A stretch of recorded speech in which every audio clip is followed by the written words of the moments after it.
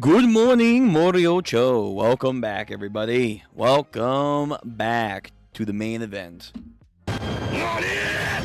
Thank you, Dio. Thank you. How's everyone doing today? Hopefully everyone's doing well, having a good day, a good night, or a good afternoon, where we may be. I hope everyone's staying hydrated. We have a scorching heat because I think someone has requiemed Abdul's Magician's Red, and now the world seems to be a burning hellscape. Nah, I'm just kidding. We're not there yet. But, seriously though, take care of yourselves. But, for our main event tonight, as you can tell if you were reading the title, yes, we have the JoJo's chapter. I was trying to have it be its own thing, but creeped up on me. So we will be doing the new JoJo's chapter first tonight. We have chapter 38 of the JoJo Lands, finishing up Usagi's little mini arc, where we're leaving off at the zoo and figuring out the greater details of this person that's involved with getting his mom and finding out where his sister was, and also connecting it back to the online scam, which seems to be the most mysterious element of this whole arc. Like, how does any of this tie back to the online scammer? Not too sure. But we're about to finish up this arc with this chapter of JoJo Lands, most likely.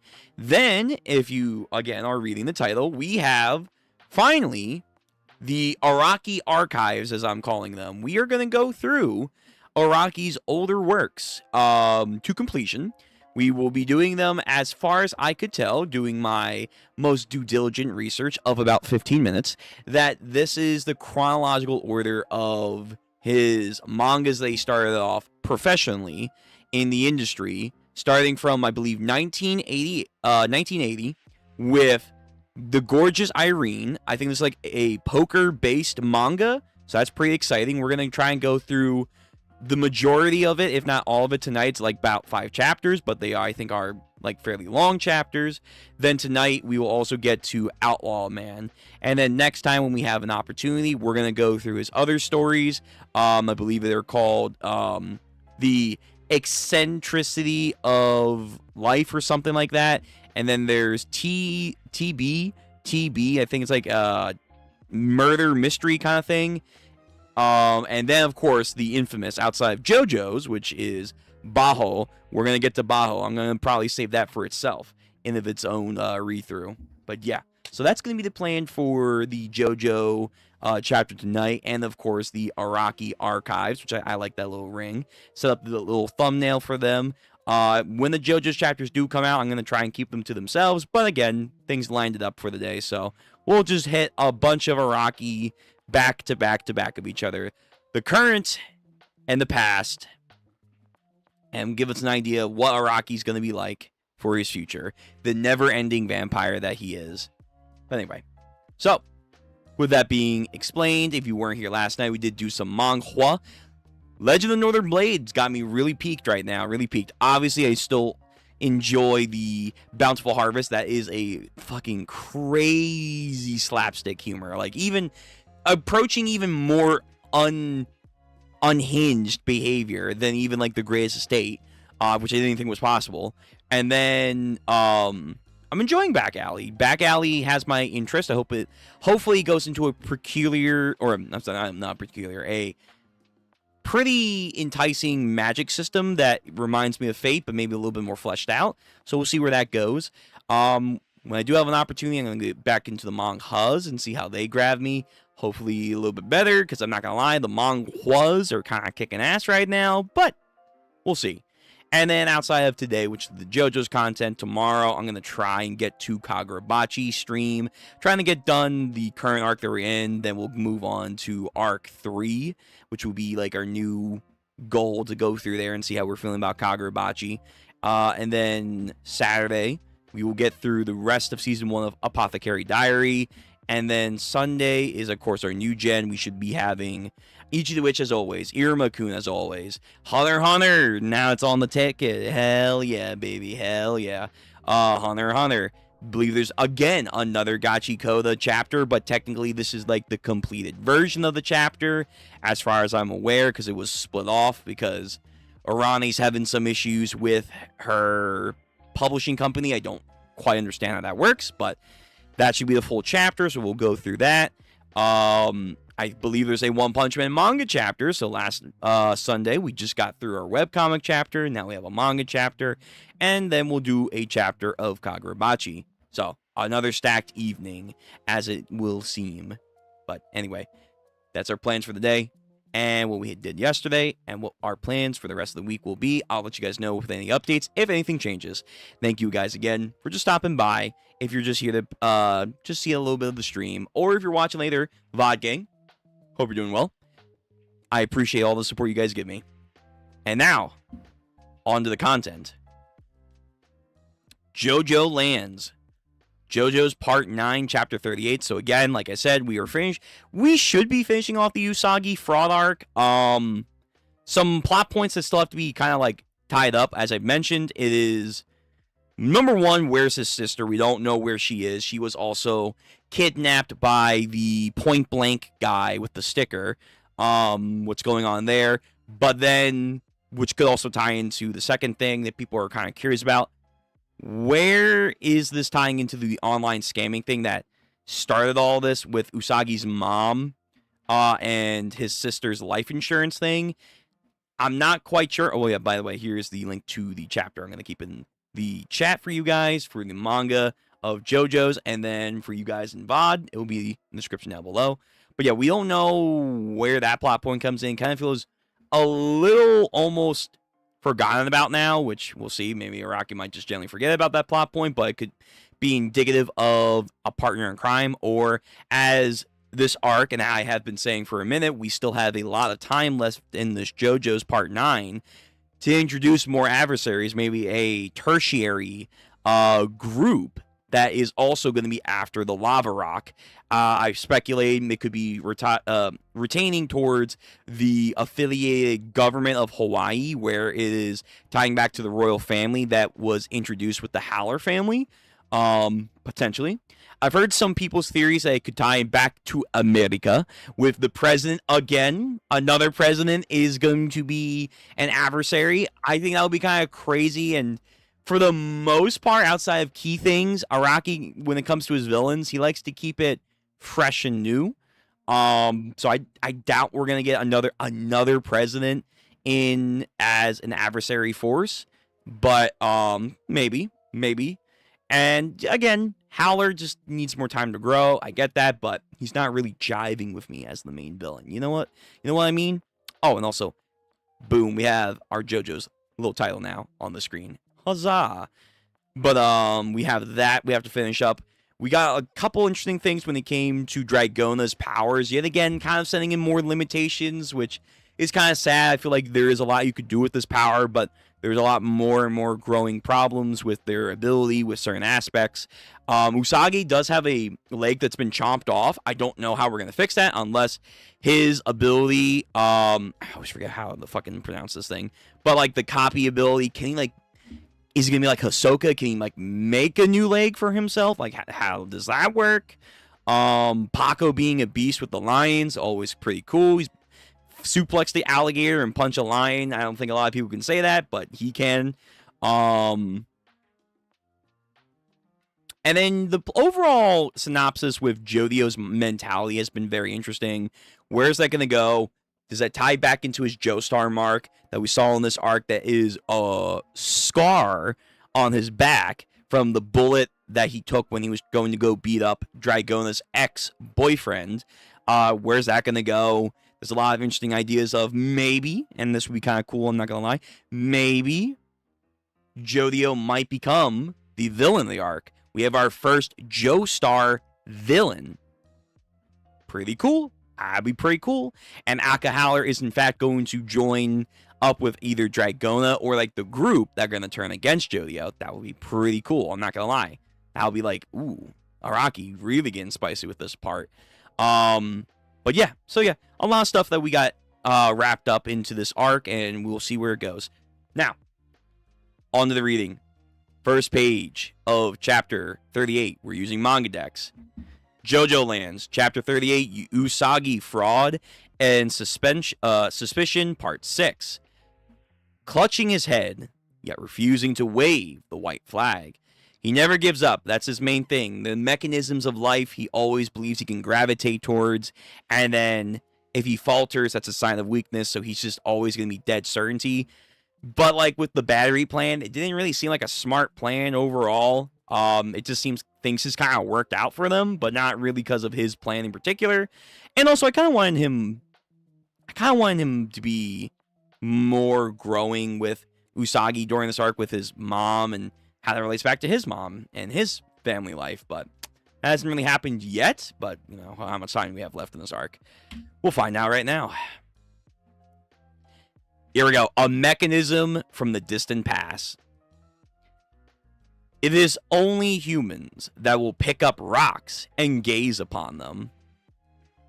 Gaze at them, yes, but there actually are animals that do use tools. Like we're slowly seeing, not Stone Age level stuff, but we are seeing a early sign that animals are sophisticated enough to use stones as tools. And also, technically, because they don't know this, but rock humans, you know. We touch them to feel their texture and notice the differences in colors and patterns. We try to spin them, smash them onto something, painting them, carving with them, and even killing with them. We used rocks to evolve ourselves forwards, and now the lava rock might be a new opportunity to push mankind even further. Very much like the Rococa fruits.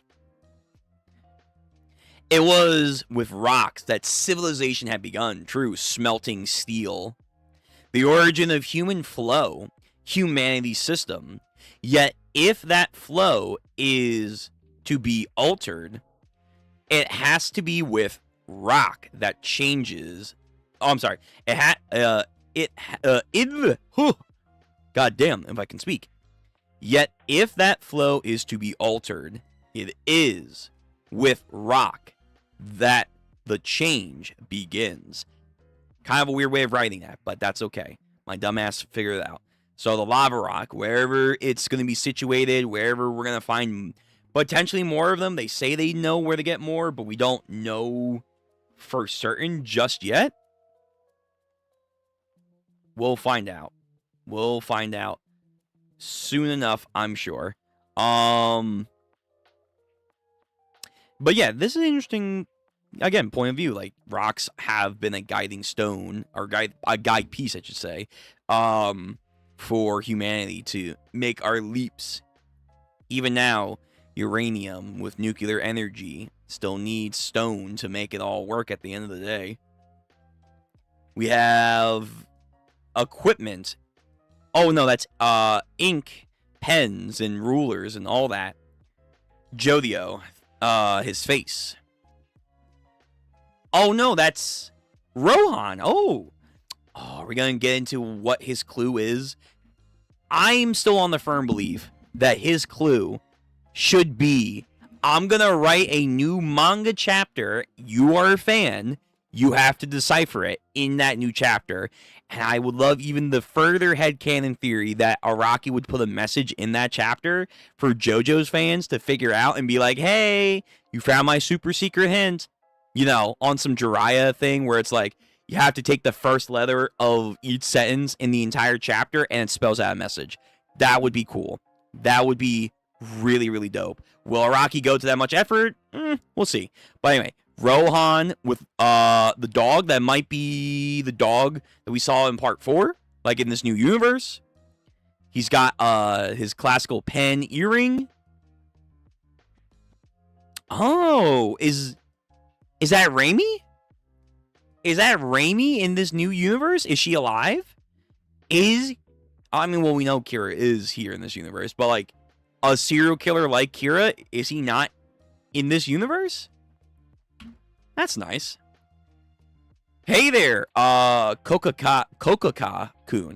Was that her last name? I don't remember. Let me look it up. I don't know if that was her last name or not. JoJo's Ray.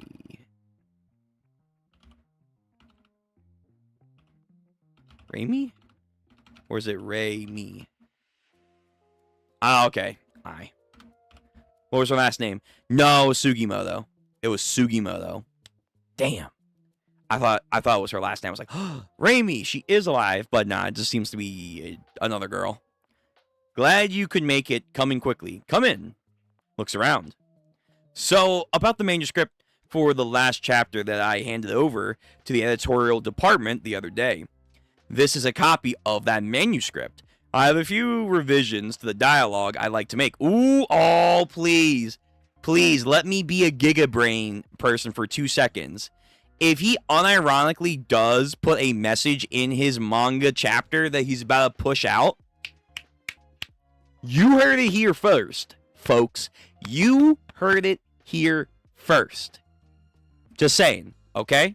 I'm sure someone else probably said, but like, yeah, man, come on. Put a message in there that Jodio, that's a super fan, he'd be able to read through it.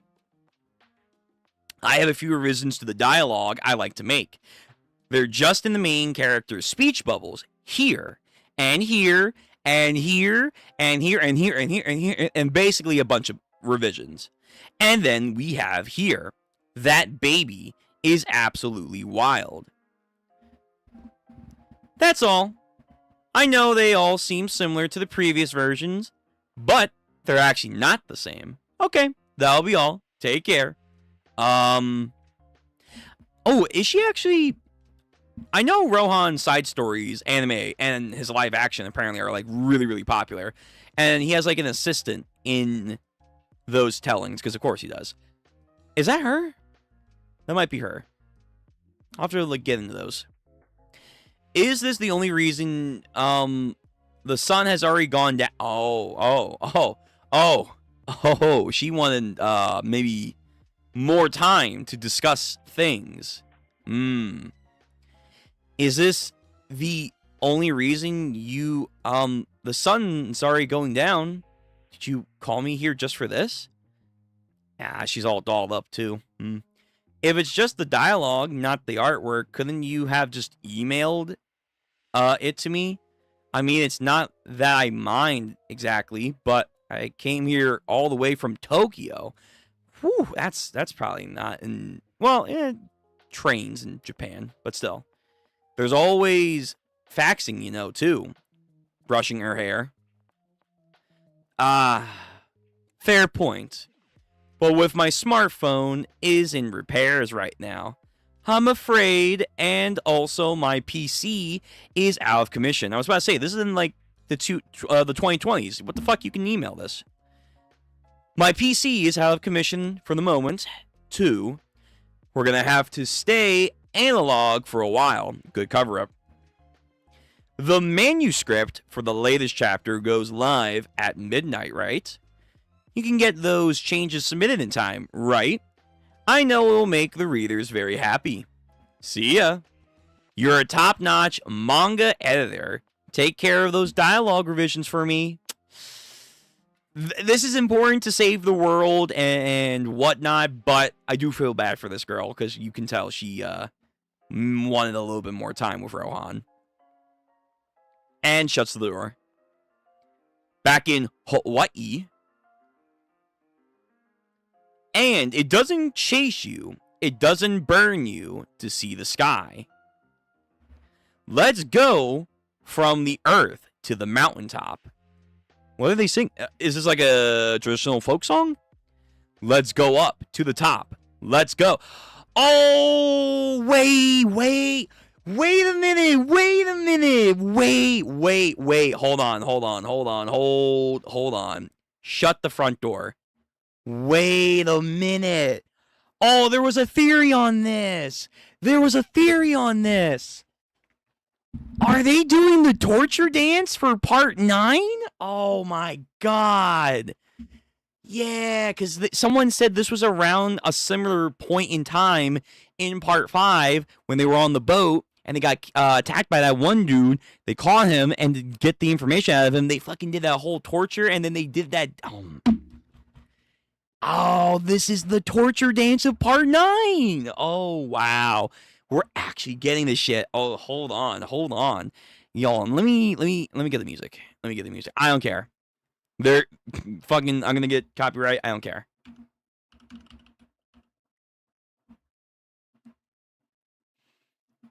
Can I get a actually, let me see if I can find a remix.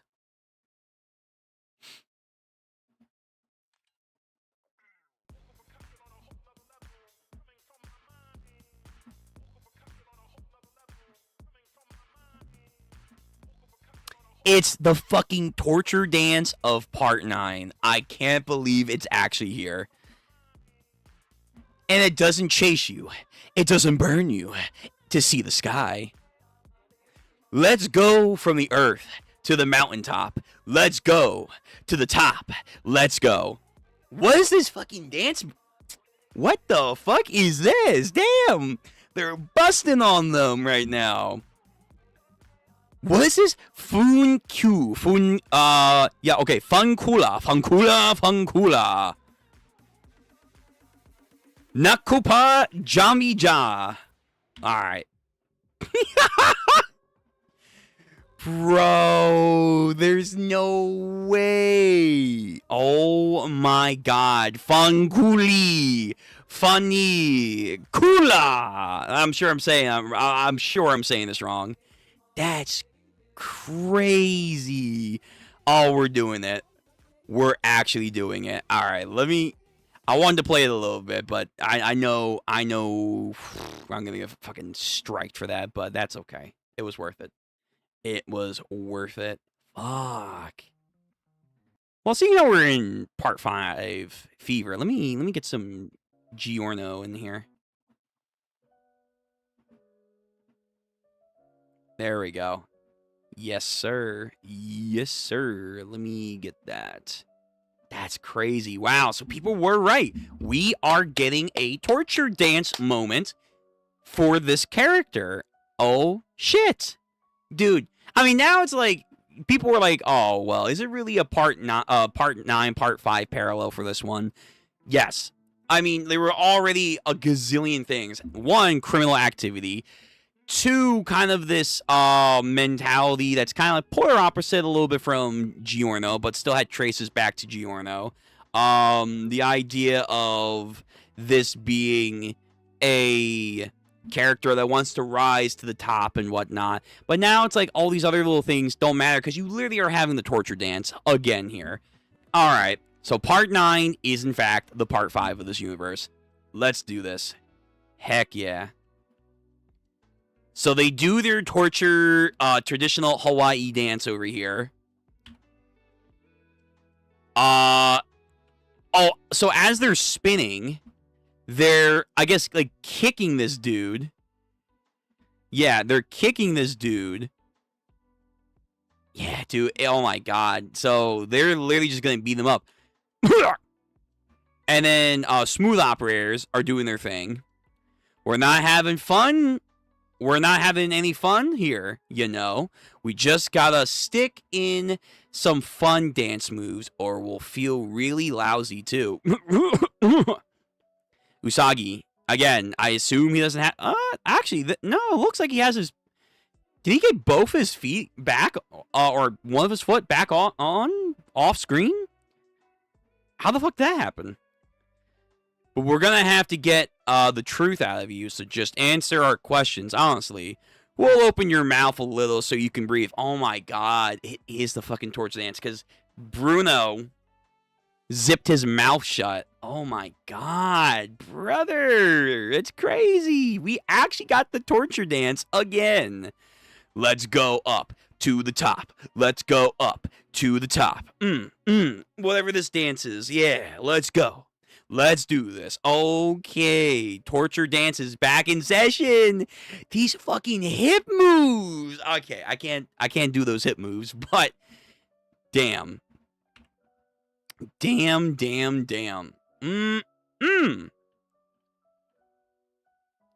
Okay, wait. Oh, okay. They do it. They do it in I couldn't tell which way I was going, so okay, it's this way. Funicula.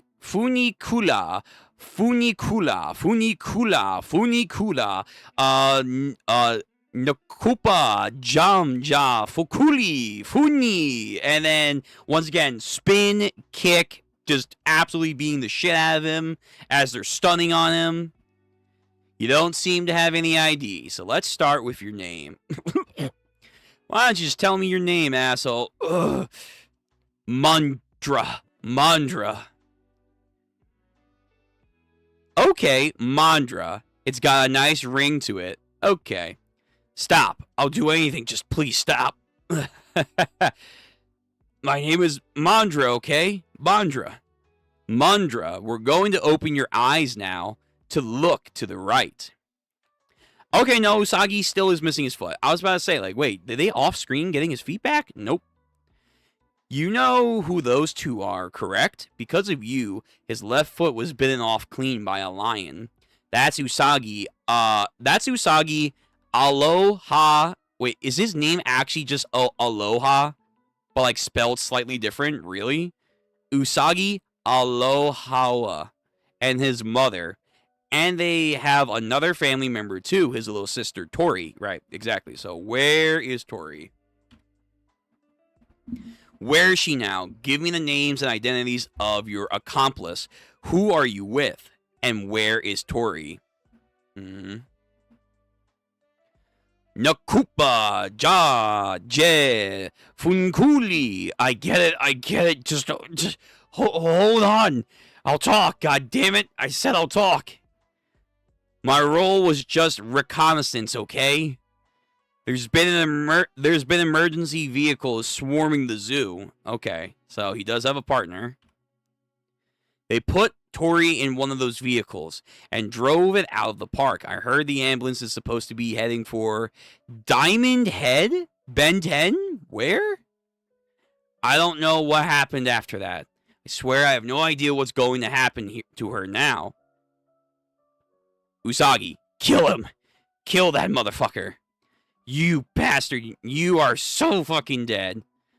I seriously don't know, okay? I don't know. The real trouble's gonna start now. Oh, yeah? Explain.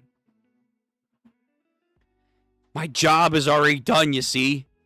With my point-blank seal, my job was just to smoke out the existence in any location of the lava rock from within your minds to find out what you knew, just to verify the answers and who sent you on that mission. So the lava rocks really do exist, huh? Somewhere out there, after all. I knew it. The gang, realizing what's going on here. Everything from squeezing your family with that cyber scam to the situation that we're in now was all done just to confirm whether a lava rock actually exists in the world or not. Damn. Okay, again, who did the scamming or who was authorizing the scam. Let's start to get into this. It's become crystal clear to me that you guys and a lava rock were the cause of Howler's mega yacht sinking.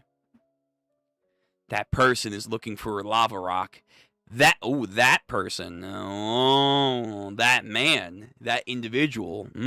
We have a suspicious wording here. That person is looking for a lava rock. They have been since a long time ago. Oh, that sounds like a rock human. That sounds like a fucking rock human if I ever heard. The spirits were whispering about it to you all a moment ago. The code. Seems there's one part of it that even you guys haven't cracked yet, huh? It started with a mangaka finding the location of the lava rock on the island of Hawaii, right? I could see the path to finding it. Paco, hurry up and make this guy spill his comrades' names, right? It's a code. Oi, Jodio. Joestar. You can solve it. Was that true? Can you really crack the code?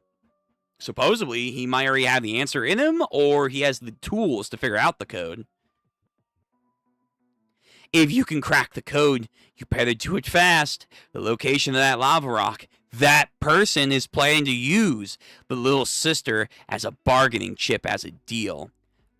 A trade. The lava rock's location for your little sister. I'll act as the go-between for you two. Then the name, damn it! Give us the name! Damn it! You make that guy talk. Paco, we aren't wrong about this, are we?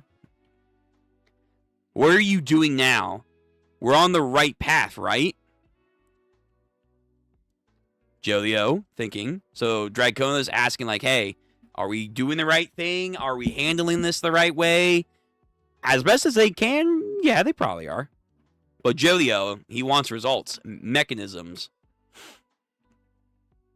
Give it up, you son of a bitch. Kicks him again. Dragona, wait. Paco, there's something on his ankle. Oh, yeah, there is something on his ankle. What is that? Is that a tracker? It's like a home security thing. Alright, so we see what's on his leg.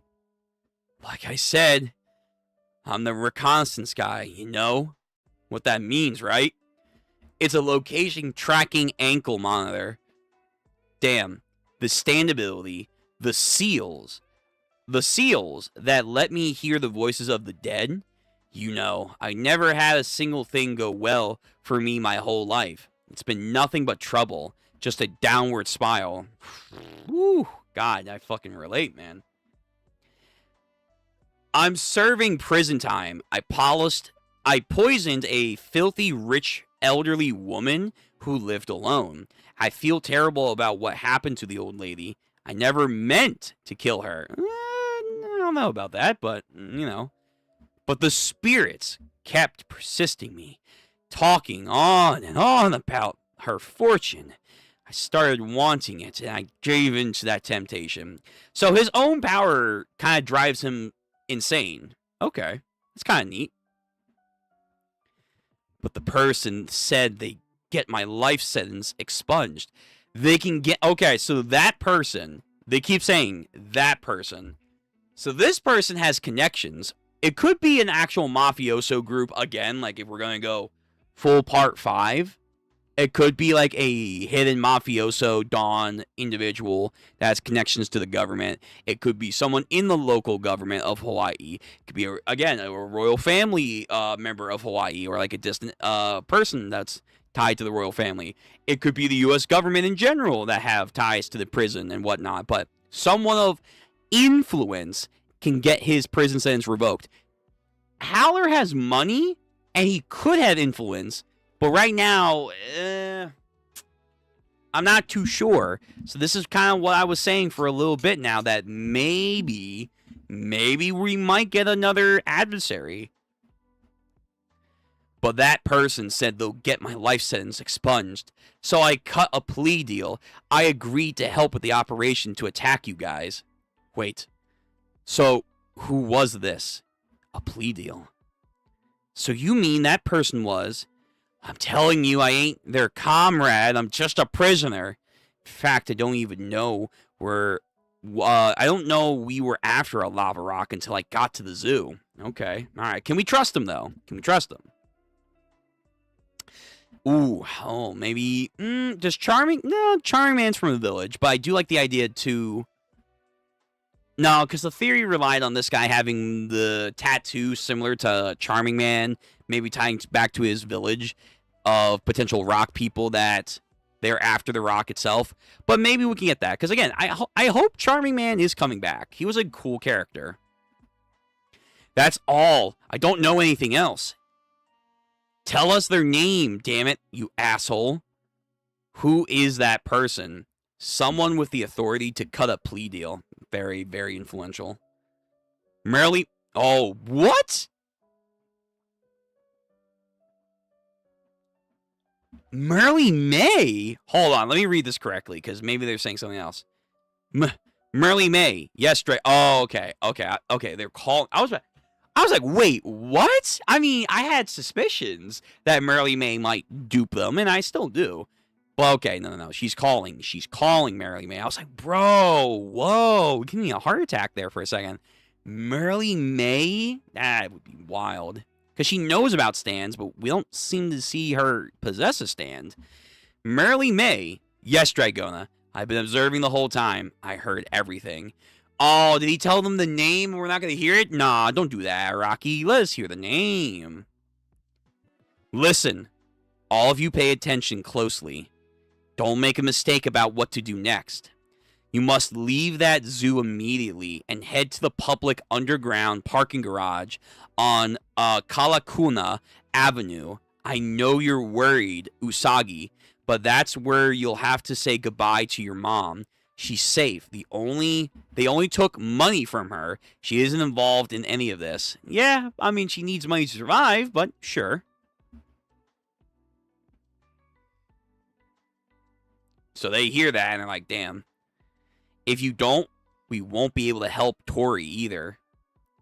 Leave the zoo immediately and go to the Kalakuna Avenue public underground parking garage.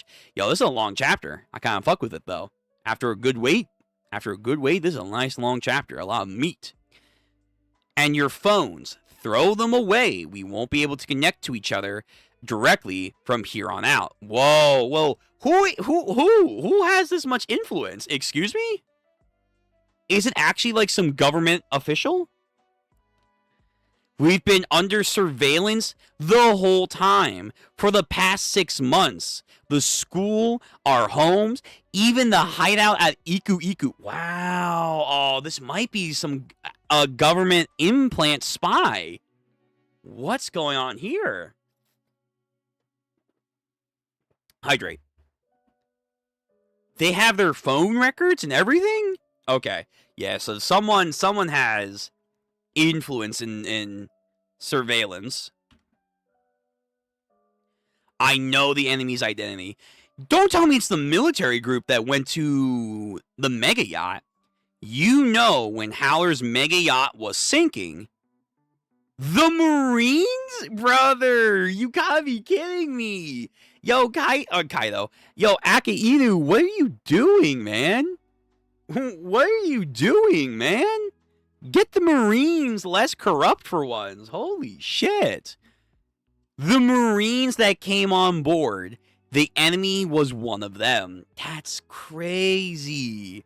We have to go and fight a military organization?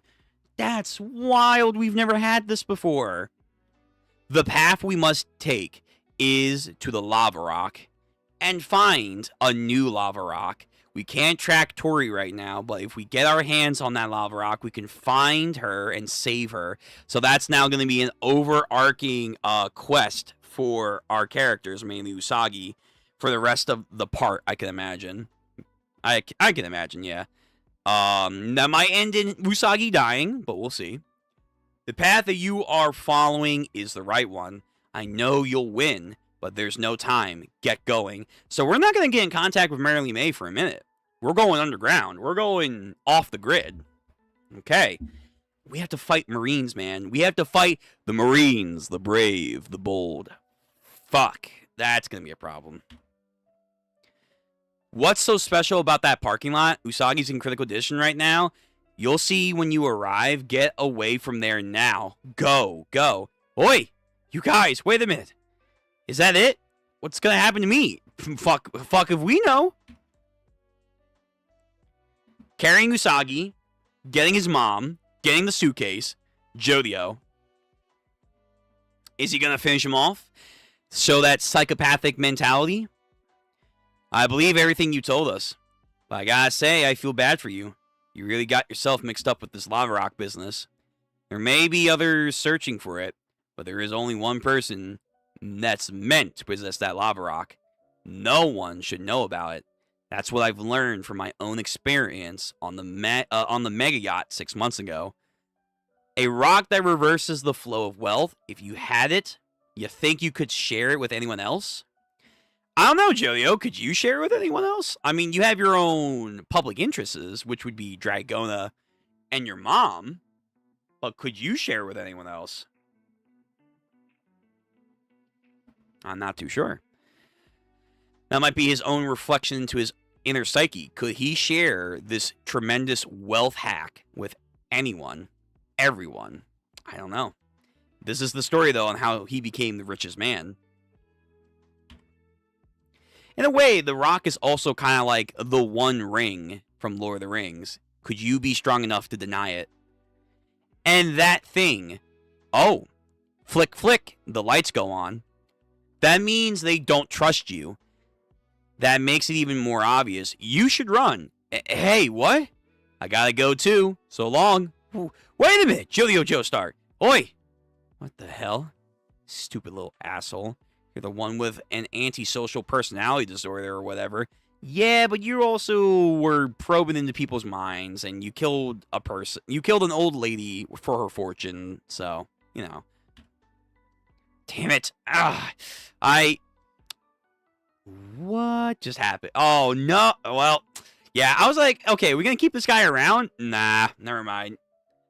Something, like, almost like Jodio's rain just snipes this guy, I think. Or he's about to get sniped. Yeah, these two cylindrical objects are falling from the sky right on top of him. Turns around. It's like he feels a disturbance. Wait, are they frozen in midair? Okay, no, we got some crazy stand powers. Oh no, we have some crazy stand powers. What's going on here? It's like they're jittering in midair. What the fuck? It's like they're waiting to be activated or something. Whatever this power is, whoever they're going to go up against, it's like a perfect counter for Jodio. He brings down the rain.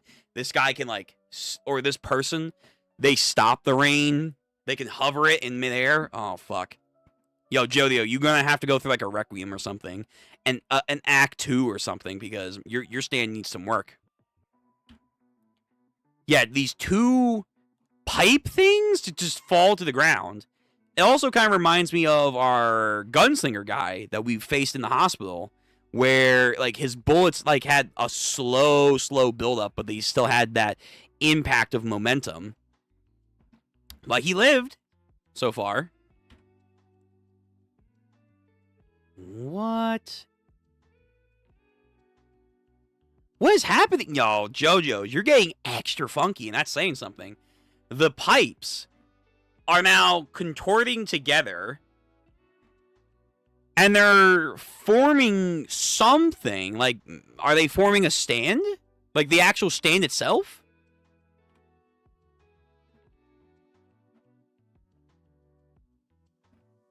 What is this design, man? Is this a stand? I mean, it kind of has to be. Because what else kind of humanoid entity would this be? Unless Araki's, like, genuinely doing aliens or something now. It's like a bobby pin became a stand. A sentient, like, creature or whatever. What the fuck? Alright, yo, we have something crazy. Something weird and crazy is happening right here to this guy. So this entity springs into life. What the hell? What's this rod? A rod of light? Wait. This thing's made out of light? Funny Valentine? Is this you? D4C? Love Train? Wait. So, what? Wait, what's happening here? These pillars are like strands of light that someone's manipulating, like they're Kizaru, and then they're contorting together? Oh no, we got a freaky stand power. We have a freaky stand power. So these are like rays of light that are coming down from, I guess, like the sun and whatnot, and someone is able to manipulate them. Oh, dude, oh no, this might it's luck and fortune based. So I mean, I guess in a way, this could tie into Funny Valentine. It could with the Holy Corpse and luck. What the hell? What's this rod of light? And it's like stepping forward. Its leg sweeping. It's like, is it trying to hit him with his foot? Its foot? What the hell? What the hell is this?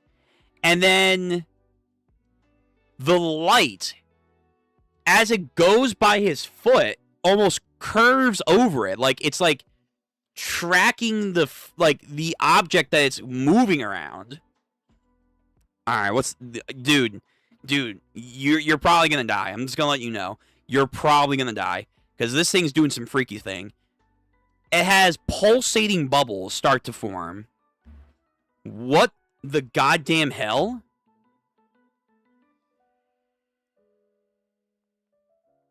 What the fuck? Oh no, we got a crazy stand ability.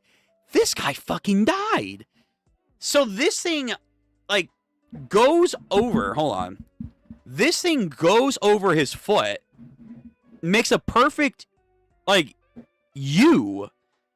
Then these pulsating bubbles, almost like, Speed King from the last arc, spring from the light rod, whatever, and then I guess it like is transferring from contact, and his, I guess, what, the entire right side of his body gets infected or bombarded with whatever this thing is doing. Oh god, oh dude, we have a crazy. Is this stand just gonna be a light stand? Like he can manipulate light verbatim, something like that? Because if so, we're fucked. We're actually just fucked. Like when this thing touches you and then pulsates, are these things gonna like travel at the speed of light on you? Oh no. I mean, Jodio has gravity, kind of. So, oh no, the matchup's gonna go crazy. The matchup is going to go crazy. Okay, see, guys, for all you Howler Aka fans out there, this is what I'm talking about, man. Because right now, this screams some Final Villain energy right here. Coming in and dusting motherfuckers with, like, sentient light stands. Nah. Howler, pack it up, man. Maybe Howler will be like the Risotto Nero of this arc. Maybe he'll be redeemed. Something like that. I don't know. Because right now, this has sauce that Howler definitely lacked. He had a good intro. But this intro is fucking flames right now. What are we talking about? A sentient light stand? Get out. Get out of here. Anyway, yeah, this guy just holes all over the right side of his body. Oh my god, he fucking like... It's like this thing like punctured so many holes through him. Like, he's just being ripped apart. Is this thing like... Oh, dude. Is it ripping him apart? Is it... I gotta find my words. Is it punching holes through him? Is it ripping things apart from him? Is it removing molecular molecules from him?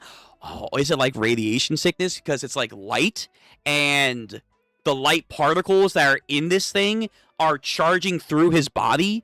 Like you would see with like radiation sickness and people like, you know, in Chernobyl, the like radiation light photons, whatever, they're going to hit their atoms, their molecules, and then they're just going to start crumbling apart. There's so many things you could do with this. There's so many things you can like speculate with this stand. It's such a simple warpy design, but in a way it's super intimidating. It's super intimidating. God damn. Oh yeah, so this guy didn't last long. Ripped apart. Giving me Lily Barrow vibes. Yeah, cooked. And then this thing like, oh, damn, he's going to do it to his other side, too? That's fucked. So, 1 leg, 2 legs. That's a shame, buddy. And now his entire body has these puffing mass to it.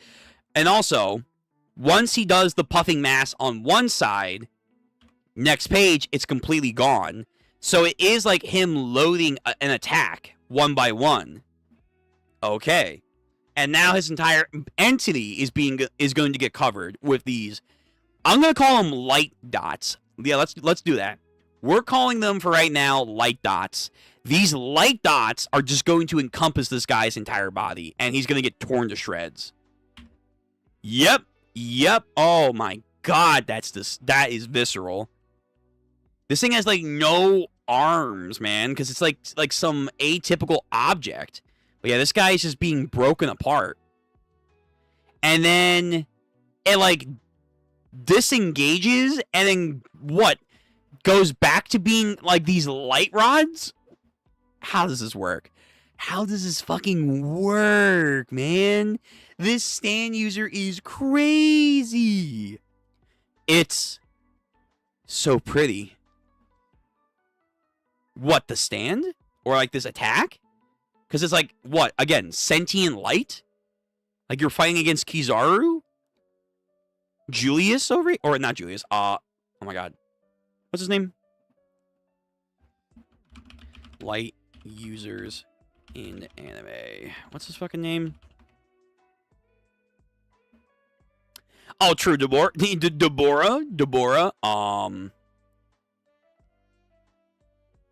Fuck. What's his name? The elf dude. Licked. Thank you. Okay. Licked. Yeah, fucking all these light users are like, hey, what's up? Welcome to the club. Have we never... Well, we've had Hanging Man, I guess, but I don't think we've ever had a light user, like a genuine light user in JoJo's. I don't think so. The closest would be Hanging Man, but he travels through light into mirrors. Hey, Dennis, welcome. Long time no see. Yeah, breaks from JoJo's and, you know, just doing other content, but glad to see you're doing well, man. Welcome to the stream. We have this JoJo's chapters that we're finishing up, and then we're going to get into some Irene, gorgeous Irene, Araki's, I think, his first official public work as a mangaka. We're going to try and blast through that, and then if we have time, we're going to get to Outlaw, doing our Araki's archives for the day. But anyway, this guy gets enamored by whatever this entity was, and he just dies. And yeah, these rods of light, they go back up into the sky. Rising up into the sky. The spine-chilling path to the lava rock to be continued. Wait, is there more? Oh, no. Okay. I think those are tree vines. I think, yeah, those are like dangling vines from the tree. I was about to say, like, bro, wait, he can make multiple of these? Oh, then they're extra fucked. Then this villain is actually OP as fuck. He can like make multiple light constructs. You're all dead then. You're just fucked. But okay, I think that's the chapter. Yeah, that's the chapter. So once again, I've been saying this for a while. there was a non-zero chance that we could have had another group be introduced. And I know people were saying X, Y, and Z about Aka Howler getting all the sauce. How apparently he was being compared to Funny Valentine, like a video for, like, you know, publicizing a volume release or something. I'm going to be honest with you guys. To me, he never felt like the final villain. He felt like a candidate. Sure. Why not? But he never felt like the final villain. And now, with this motherfucker that might just have a light stand, whoever this villain is, that they keep saying that person, and they're speculating who can have this authority to, like, waiver off someone's punitive sentencing.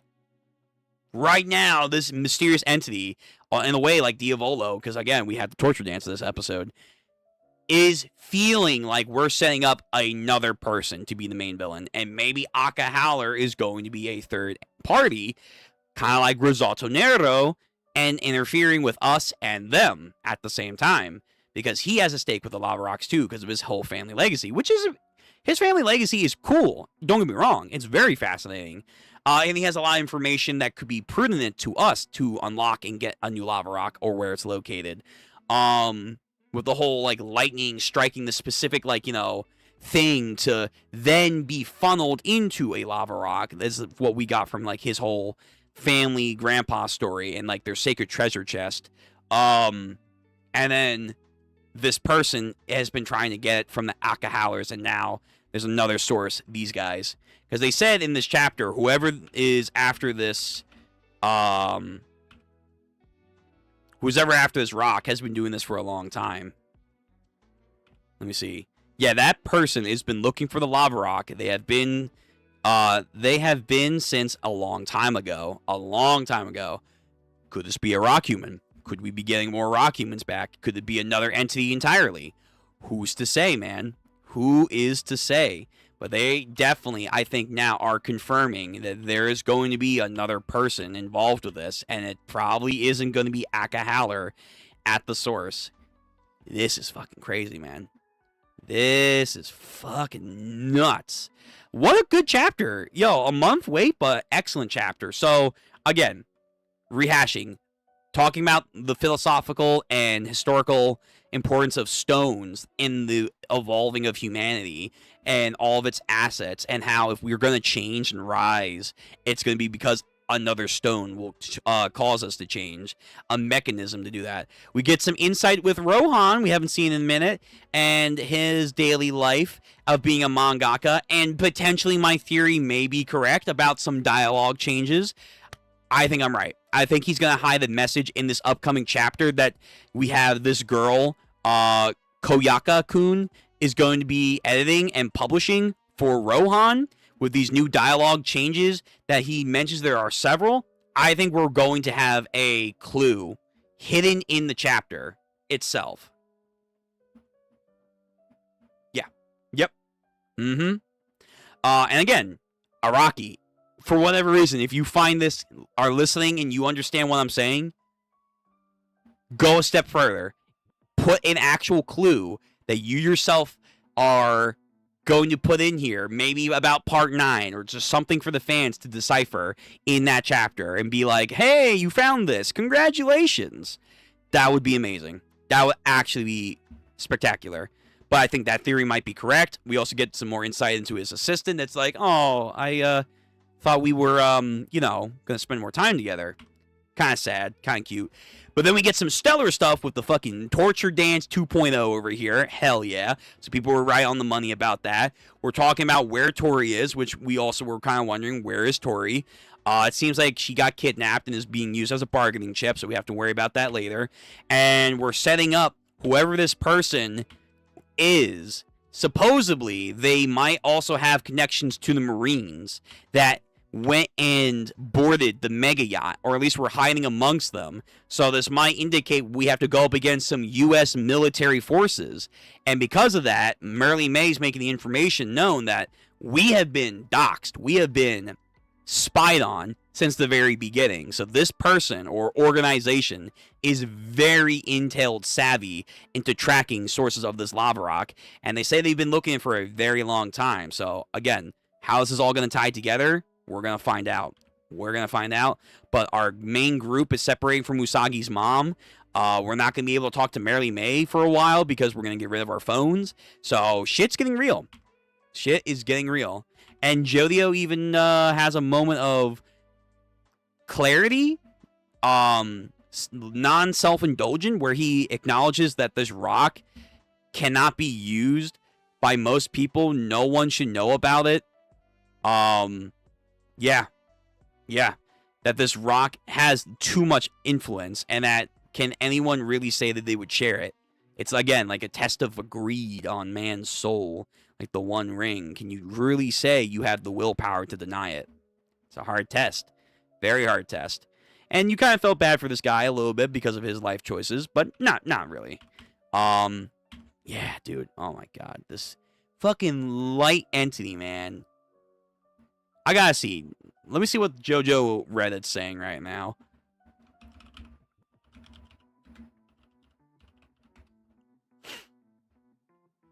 What are we saying? What are we thinking?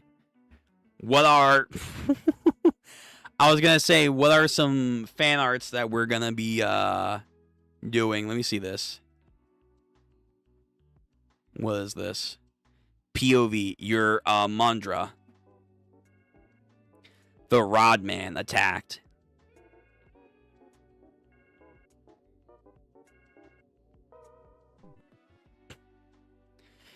It's crazy.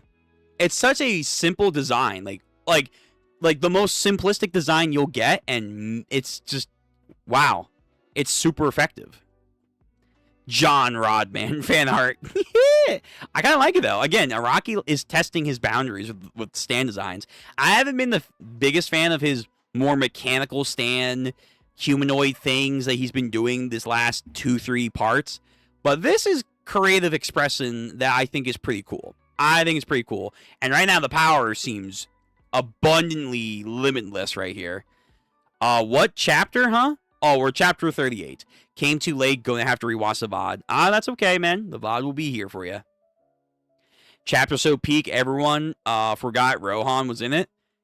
Honestly, yeah. Like, no offense to you, Rohan, and my own theory. Like, Rohan, that was cool seeing him and maybe getting some speculation on what the clue is. Just shut the fuck up, though. Rodman is here. Roddy stand is beastly. Beastly.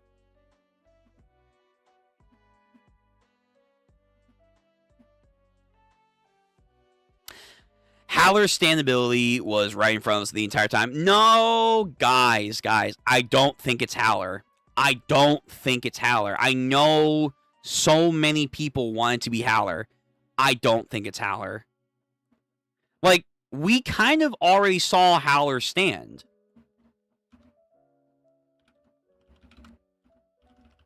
Now, Araki is infamous for changing things, but we've already kind of seen his stand.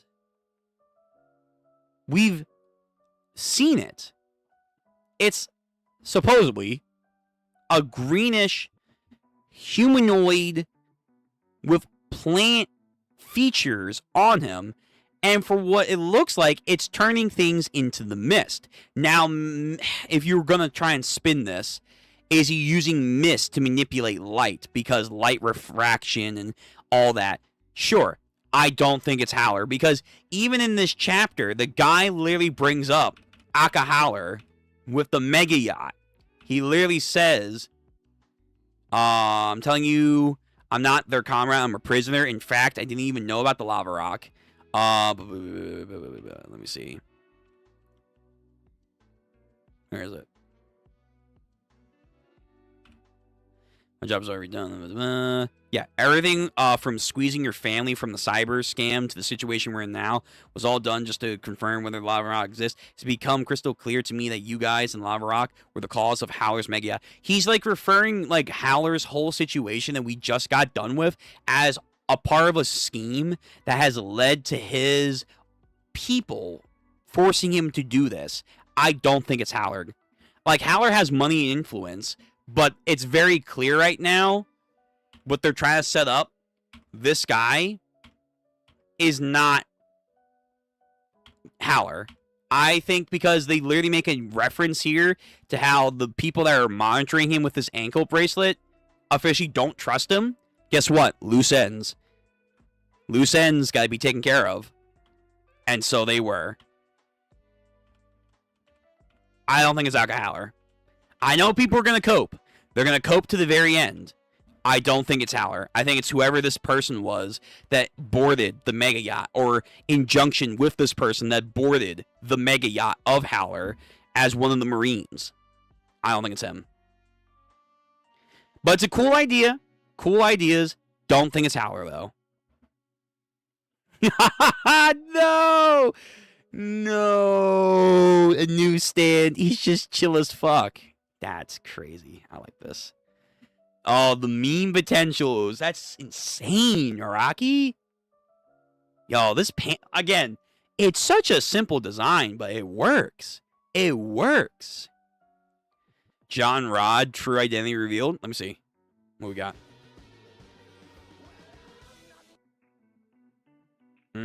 Okay. Glistening freak. Yeah, it kind of is glistening. Anyone got like color things on this yet? Like a cool, because if it is genuinely made out of light, it should be some crazy designs we could do.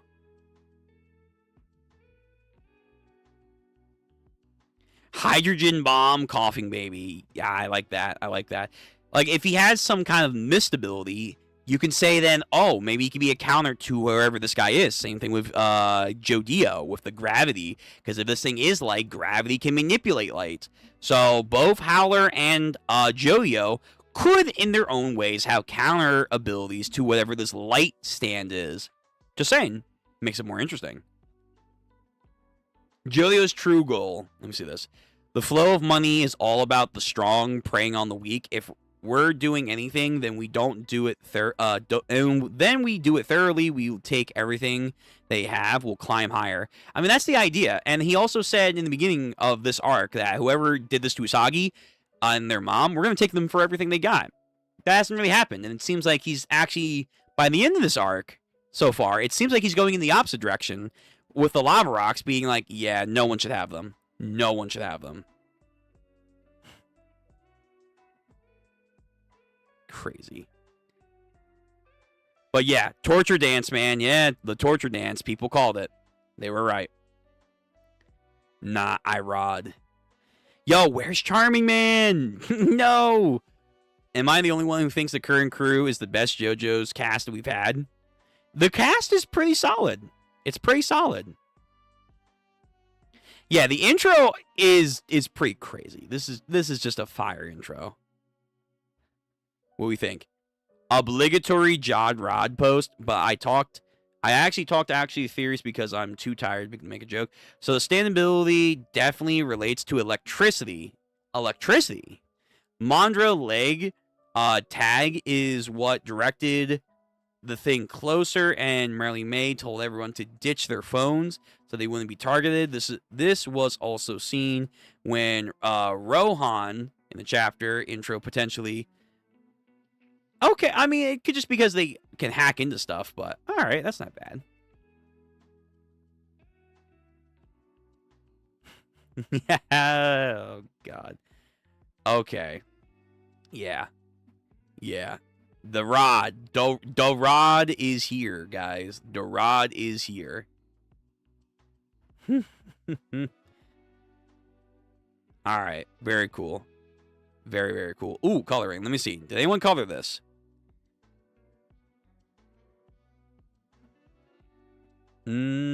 Doesn't look like it. Damn. Nah, no one colored it. Damn it. All right. Oh, okay. I mean, Dracona is here, so this is pretty accurate for this part. JoJo Lands, the colorations representing for Pride. Okay. All right, we'll keep that up. All right, so let me read some chat, and then I'm going to take a quick break, and then we're going to get into Irene's story. The sheer level of aura that Stickman is incomparable. It is insane, man. It's just crazy. That guy isn't talking about the Stickman stand. Click on the post. Sometimes Reddit hides. Oh, you think? Okay, so there's more to his, I think. All right. Let me see.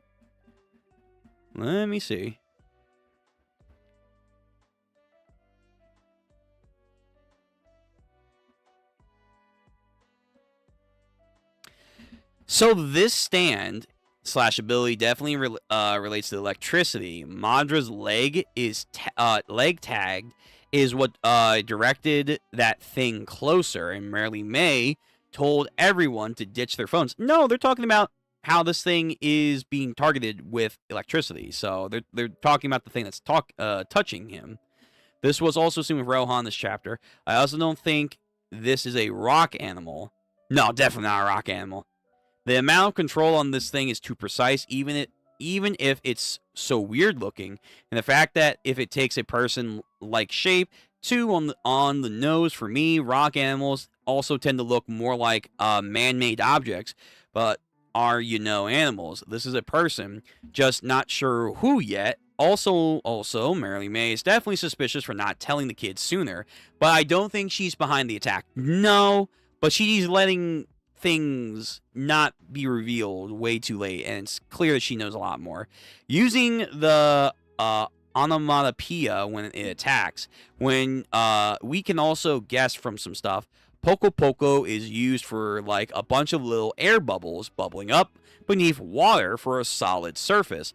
The attack itself is genuinely terrifying, but using this knowledge, I think that it could work like an inverse of the hands. Whatever it touches creates a line of space or air bubbles between things. It's not a cutting tear down mandra or a crease that slowly opens from the middle. It will create holes basically. For a moment, Mandra is still alive and thinking despite legit being torn apart. So it's either works like a slow machine that needs to complete an attack for it to hit, or that was just shown how fast that freaky thing was. I also have a zero clue on why it's a bunch of glowing rods. See, that's where I'm kind of thinking, like, the air bubble thing, first of all, I think we've had stands already, maybe even in this part, that have the idea of, like, blowing up things, like with bubbles and whatnot. So I feel like we've kind of already done that. I don't think we've had, like, a genuine light stand or a photon particle-based stand. Like, that sounds crazy, I know, but, like, it just might be it. But yeah, like that's a cool theory. But why is it made out of light? It could just be Araki trying to stylize. Fair enough, but like it being just two glowing rods of light, is fucking weird. Zero clue why it's a bunch of glowing rods. It's nice to see another colony stand. Yeah, and minor spoilers for Purple Haze feedback here. But it's stated that in the colony stand manifest with a void in one of its hearts. So the stand user is gonna be really, really messed up. Oh, like Shigeki. Okay. God, I hope so. So I need more messed up little people in this part. Lastly, this has been a long time meme. Yeah, hope for hope for me, but please can it stand it. Please can it stand inspo? Dude, this guy fucking types weird. Inspo be stupidly up to date. I want another Born This Way. Okay. Please tell me its name is something like Blinding Light, and my life will be going to Araki's. Good luck to the JoJo Lands cast, because the last panel showed those things about to... No, see, yet again. So I think this guy has a cool theory. Nah, I don't think he's on the money right now. Because outside of this thing just genuinely seeming to be made out of light, like genuinely so, like it just comes out of nowhere, like it's like being like solidified, like photons are like being more physically shown. Those aren't the same rods. Those are just, I think, vines from trees. Nah, like I think this guy's cooking. I think he is, with a cool idea on what this thing is potentially doing to the guy. I don't think it's true though. I think I'm keeping the buck. It's just a stand made out of light, and it's doing some photon piercing shit. Keeping it simple.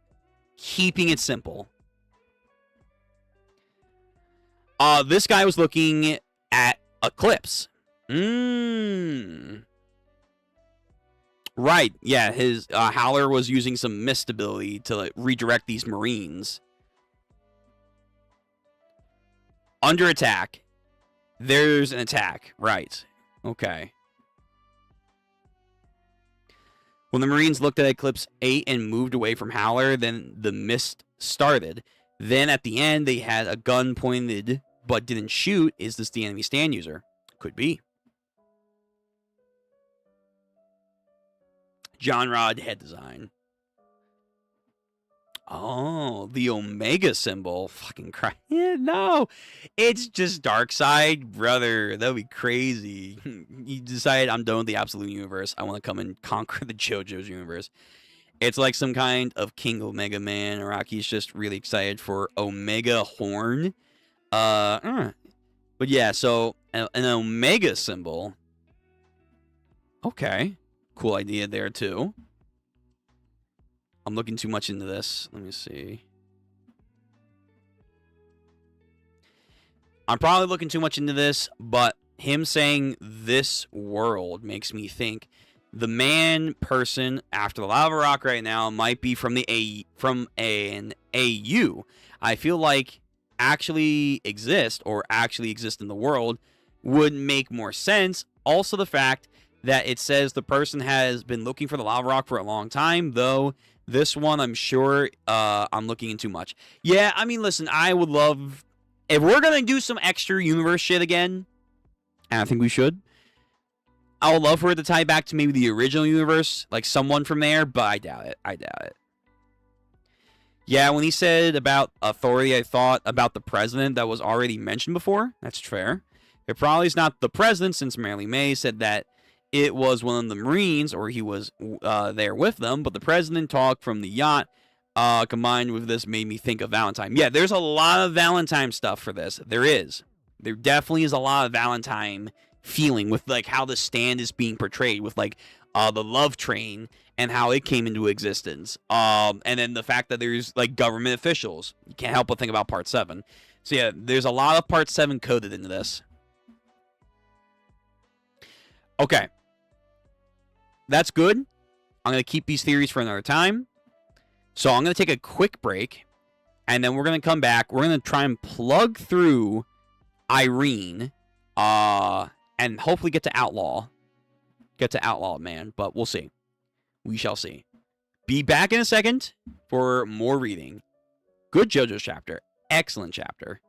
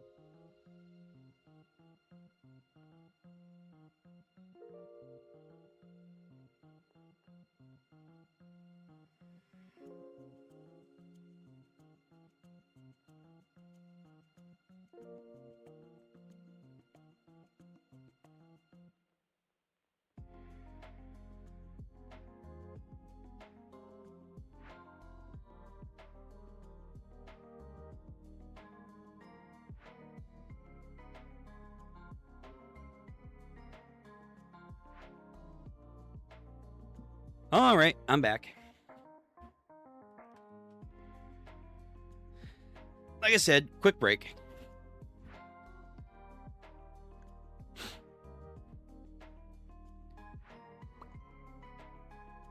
Good chapter of JoJo's.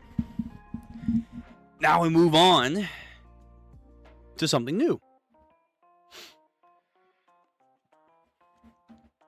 Let me just let people know.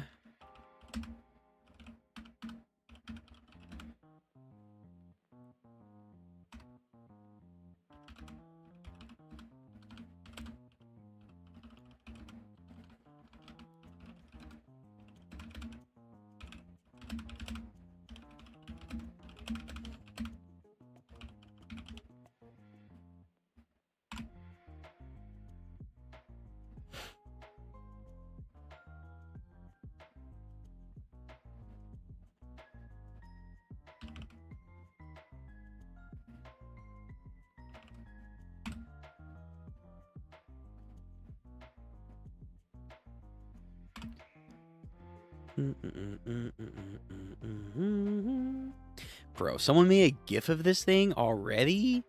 Yo, people are moving quick. Yo.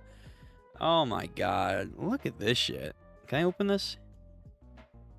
I can. People are moving way too quick for Stickman. Oh god. But this was a good chapter. That was well worth the wait. It has given us a lot to think about for next month. But okay. So we're good. We're gonna get into the gorgeous Irene. I believe from my 15 so minutes of research that this is Araki's, I think, first true official published manga. Officially. He might have worked on some stuff here and there beforehand, but I think this is his actual first true debut as a mangaka. It has like 5 chapters to it. We're going to try and get through them. And then try and get to the one-shot, which I believe came out a year or so after the gorgeous Irene. And then we'll call it an evening. And then next time we get a chance to do this store stream, we'll plow through his other works, which are... Actually, I have his manga listing up here, yeah. So, yeah, Irene from my anime list came out in 1980. Crazy. Again, this guy has been doing this for decades and still looks pretty much the same. And then we'll do the Outlaw Man, and then I'm going to keep it in chronological order, which means next we'll do Mashobin BT. I think it's like a detective series, and then we will do is it Baho? It is Baho. We might just do Baho by itself because that one I think has a few chapters to it. 9 chapters, yeah. So we'll do that one by itself, and I'm curious because I've heard some people say like this is genuinely the prototype for how... Let me move my seat over. How JoJo's Bizarre Adventures came to be. This is like JoJo's Bizarre Adventure Part 0. It's pretty neat. And then there is this Henjin Hinkatsu Retsudan that came out in 1989. And I guess was worked up until 2003. It has 7 chapters. And the English translation, I think, what is it called?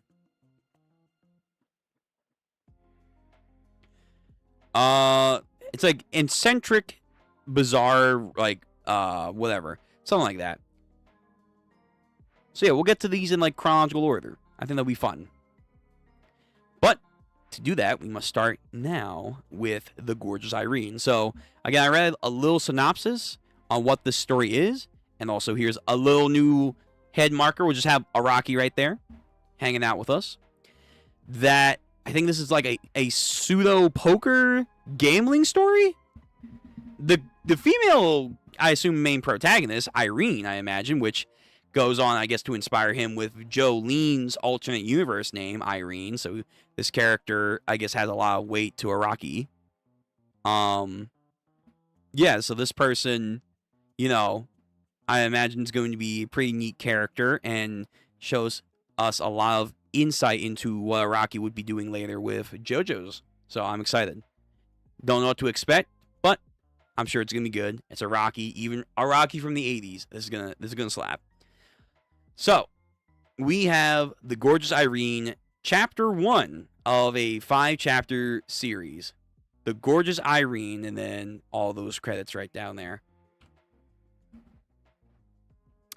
Oh, okay. So here's like what I guess an updated version, because I think there's like 2 translations for this. They have on Manga Dex. There is a 3-year-old translation, which is what I think this is, and then there is an 8-year-old translation of this. So this probably is like Araki coming back to his origins and being like, all right, let me update this in my current style. I will say, just like with JoJo's, I prefer his more original style, even if it was not anatomically correct, than his current style. I'll just say it. You know, it's neat and cool for its own thing, but I like this more. I like this way more. But I assume this is Irene, and this is her now updated with his current style and whatnot with JoJo's. And again, you have the butterfly that goes on and the green hair that will go over to Jolene later on. I mean, she pretty much just is a prototype Jolene, just from the look of things. But, okay. Girls blinging out and doing a bunch of cool stuff. So we'll see where this goes. I'm Cruel. The Gorgeous Irene, Chapter 1.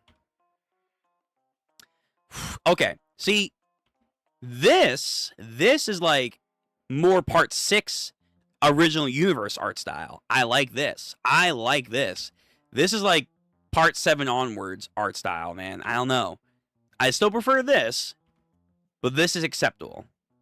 This is acceptable right here for a new updated version of his character. So, again, she's very blinged out, seems to be her idea of fashion. And then she has a lot of flower and butterfly themes going on. Again, very Jolene. She has this, I guess, signature knife that she's going to be carrying around with her. Okay. Caution. Make up your mind, the gorgeous Irene. The gorgeous Irene. Yeah, see, this classical art style, it just looks so nice, man. It looks so good. It's like making me want to like read Part 1 again, which I'm totally cool with doing. So she sings, she hums, lights. She laces up her shoe stocking thing here.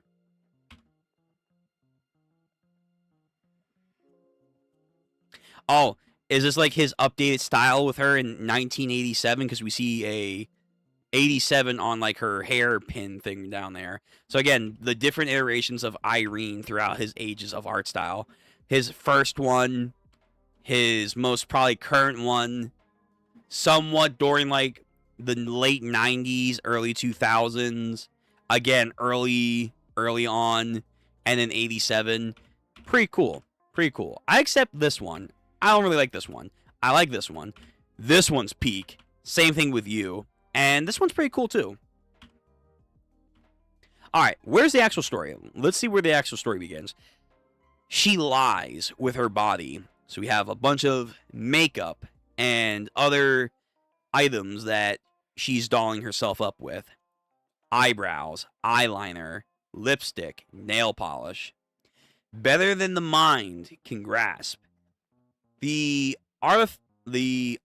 artifice of the set. Jean Kotu, whatever. Something like brand, whatever. What appeared to be an ordinary town. At first glance, you would think it would be a town like any other. Chapter 1. Lauper's Palace. I almost want to say LARPer. So we have some kind of break-in kind of going on right now with JoJo's Part 9. Alright. So is she like a cat burglar too? Ugh, please stop hitting me. I'm begging you. I'll tell you everything you need to know. Just please don't hit me again. Spits. Excellent. What an obedient boy you are. Is this... Okay, a lot of things are happening right now. First of all, that person, is that an actual person? Because they are tiny. I mean, this is Araki early stages of his career, and we've seen that his proportions don't make a lot of sense, but that's a tiny old lady right there. Second of all, is this person eating a brain? Oh, Hannibal Lecter here. Oh. Now, boy, let's get down to business. I don't know, something with a cat. Oh, something really bad with cats. You hired a hitman now, didn't you? What the fuck is happening? Araki, you fucking weird-ass person with animals, man. Is this person eating cats or planning cats? I don't know. Oh, it's so freaky. It's so freaky. Aw, there. Are you hungry? Let's get you planted. Then I'll prepare something fresh. They're planning cats? One scratches her. Has a very Dio face. I say her. I don't know. I don't know.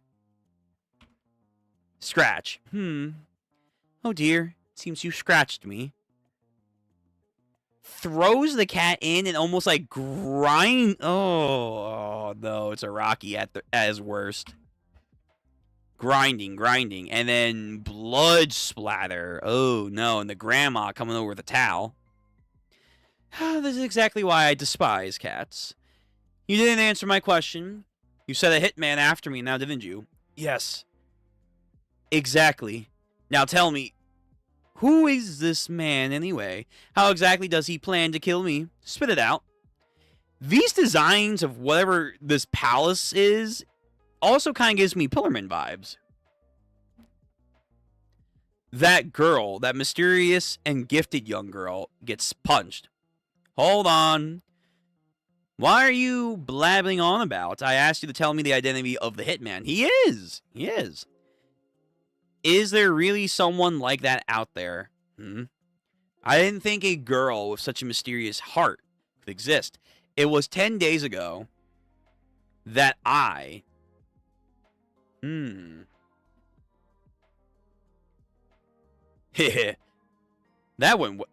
that I went to meet her. So we have some cab driver here. Old man. Very soon I'll be taking you to meet with the young mistress. But if I may, let me offer you a word of caution. No lies under any circumstances. You got it? Speak only the truth to her. Miss Irene is very naive, you see. She'll blindly believe anything she hears without a second thought. Yeah? Or is this like a trap? Like, nah, she can actually sniff right through it. It's up to you to prove your friendship to her. However, I must warn you, though, if you ever tell a lie to Miss Irene, I'm afraid I'll be left with no choice but to kill you. He's got a fly swatter, killing flies. Do I make myself clear? Now, you better not go and tell her any lies, you hear? Spider. A garden. Irene. Looking young and innocent. Hey, Irene. Listen up. I bet you guys got $5 that Irene eats those flowers?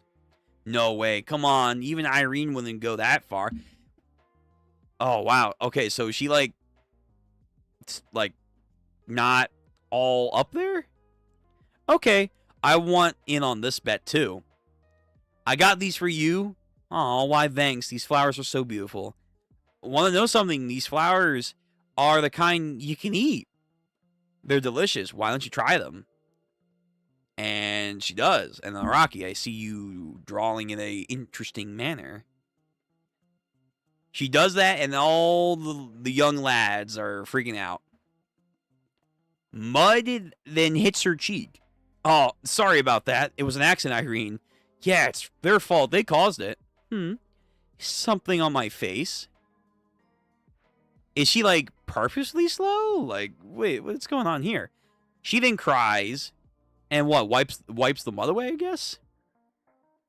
Huh? Did she get hurt? She didn't actually eat the flowers now, did she? What's wrong with Irene? We made her cry? No clue. I bet she, hates me now. No, it's not that. I just feel so sad all of a sudden. Her ribbon for her pigtail breaks.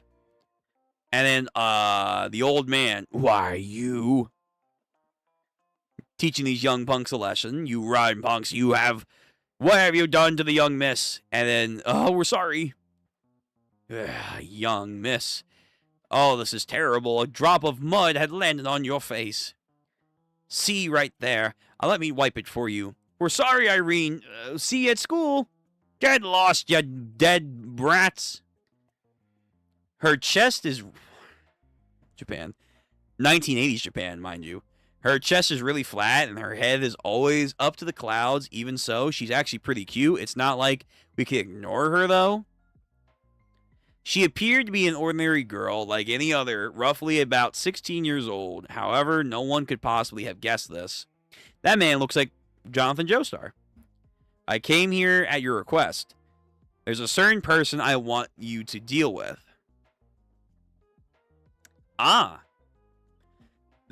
This girl was a hired killer. Oh, well, that's disturbing. Let's discuss the matter inside. Yeah, this guy just pretty much looks like Jonathan Joestar. She lives here all by herself with the old man, huh? A 17th century Damascus carpet with gold threads, and then you have an 18th century Rocco-style chest of drawers. All these things seems commonplace in a house of this size, but are of great historical and artistic importance. Okay, that's pretty cool. Shows they have wealth and or good at stealing stuff. We have a marionette dancing. It's about my dad. You already know he was an old acquaintance of your late father. Yes. That's the only reason I agreed to let you go and meet the young mistress. Please, I want you to kill the Madame Lapore. Oh, stepmom, evil stepmother? It all started in a swing town.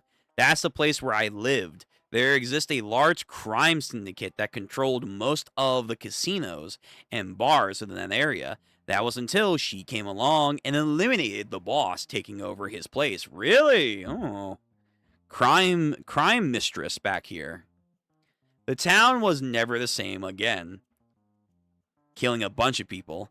The criminal underworld was thrown out of balance. The number of gangs and homicides had increased rapidly, even kids, and the elderly found themselves caught in the crossfire. Ooh, this is part 5. Oh, you're speaking my language right now. Drugs have even run rampant on the streets, and because of her, they've even started selling them at schools. Oh, wow, this is... Yo, Araki, going back to your classic roots right here. Interesting. I mean, what we're seeing in part 9 right now. So is... What's her name? Madame Lapore. Let's go with that. Madame Lapore, or Lapore. Is she a prototype of what we could expect from Marilee May, I wonder? Not only is she smart, but she's cautious, too. Again, Marilee May. To protect herself from any assassinations and spies, only female servants are ever allowed at her palace. So what you're saying is that you're unable to tailor the dress for me. Did I hear that correct? So she's what? A super tall woman, I guess? No. Oh, I better be careful with this guy. He has a peculiar design. You know what? Just to be safe. Just to be safe, because he has a peculiar design, I'm going to keep it on this panel until this character's gone, because YouTube's going to be like, what are you doing? No. I said the dress won't be ready until tomorrow, please. I have to order the materials first. Goes through this all. Then she picks him up. Damn, she's huge. Are you trying to say that my body's too big? That I can't possibly fit into any of these materials that you have at your store? No, ma'am. I'm just trying to say... Well, that's what I heard. And she has a fucking tantrum. Phew. Oh, god damn. Fucking licks him. Even back then, Araki was all about licking people. And then chucks him into a mirror. You won't be able to keep getting away with this. You might be able to bribe the cops away and the judges in this corrupt town, but my friend is a reporter who works for a news article. Once your face is plastered on the front pages, you're gonna be finished. Oh, she doesn't care. She does not care. In fact, she relishes it and like, oh, you think so? Yeah, this is a classic psychopathic person in our Araki story. She's like, mogging or something, and I guess chewing on something. Does she have a... Oh my god, what is this woman? Spits out a sword, a dagger, and then just stabs this guy. This is my special gum. Oh, Hisoka, take notes. Once it drops below body temperature, the gum solidifies, instantly becoming hard like metal. And with enough practice, it can be even made into as sharp as a knife. That's creative and super out there. All right, Araki. And yeah, this guy's dead. Insolent man, how dare someone like you try to oppose me? Dad, a parcel came for you. Who does it say it's from? There's no name on the label. Do you think it's from the newspaper company? Yuck. Dad, I can smell something gross from here. What's wrong, honey? Dude, he got fucking blackmailed with his head. What does that say? Dear reporter, this is what happens when you defy me. P.S. Your friend gives his best regards.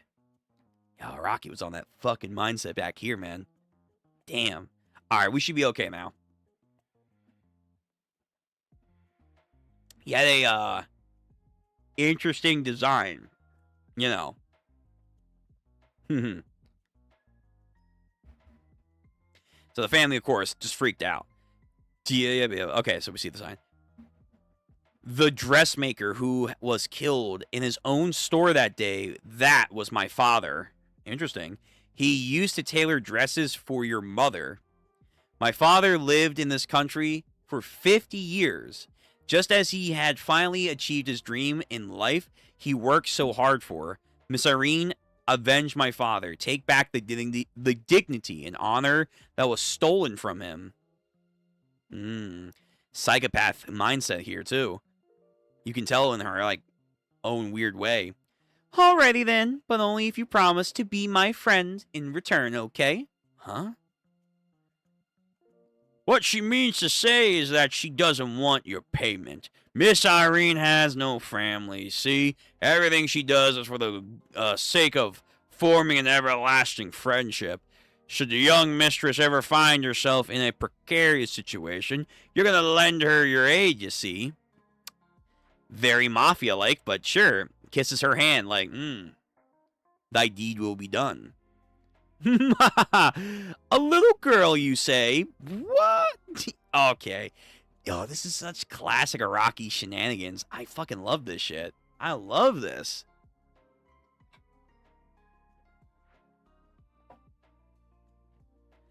A little girl coming to kill me? Rebs a chainsaw. Again, this woman is huge. Alright. Let's say you're telling the truth. How do you suppose this girl plans on getting close to me, huh? That girl. She has a very mysterious heart, you know. Her heart. What's that got to do with anything? I'd be scared if I were you. She's like nothing you've ever seen before. Don't worry. You're gonna find out soon enough. Or could it be that she's already here? This chainsaw is just disturbingly too big. What was that? I suggest you choose your next words more carefully.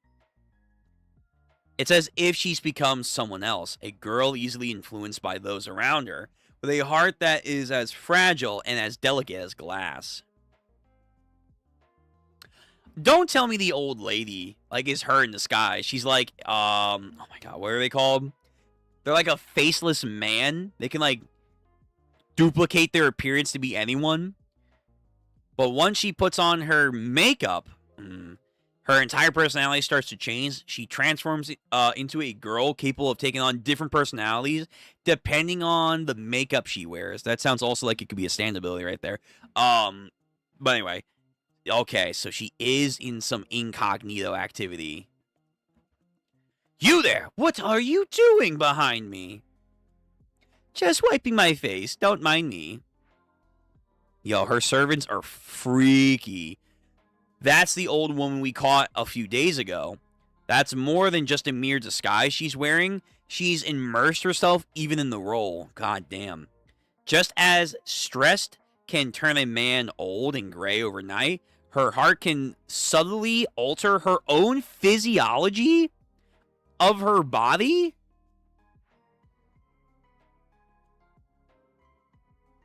That's... okay, sure. Sure. Araki logic. She just de-ages. This is... my eyes must be seeing things. Just a few days ago, she had the skin and hair and face of a wrinkled old lady, no doubt about it. This is battle makeup. Skin cleaning routine. Yo, oh, did Oda read this and this is how Ivankov came to be outside of Rocky Horror Picture Show? It has to be. Battle makeup, battle contour, for, you know, all these kind of like fashion design items and whatnot. It actually gives her powers and shit. Yo, cool. Weird, funny, but cool. Skin cleaning routine. Gets her eyeliner, gets her lipstick, takes off the fake wardrobe. Oh, and then like Sailor Moon has like a transformation sequence here. Her nails even grow. Oh, Jesus. Yo, Araki, calm the fuck down. I know it's the 80s, but damn. What's going on? That's her battle makeup. Not only does it enhance her figure, it also changes her into a ruthless killer. So what, she gets older too? So she was 16, flat, because they said she was flat. But she... what the fuck? What is this? She has like an alter ego or something. Gorgeous. Irene.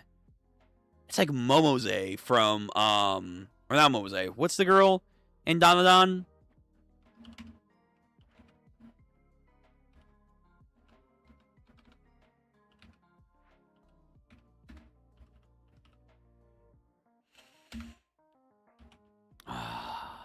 Damn it. The Silk Dancer.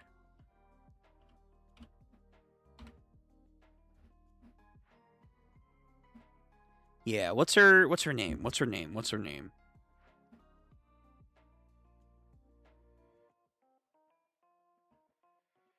Ari, that's her name. Ari. Yeah. Ari. Yeah. It's like her. It's like she gets a full-on transformation sequence, very much like her. That's kind of cool. Again, this is around the time I think Sailor Moon was out, so heavily inspiring that. Heavily.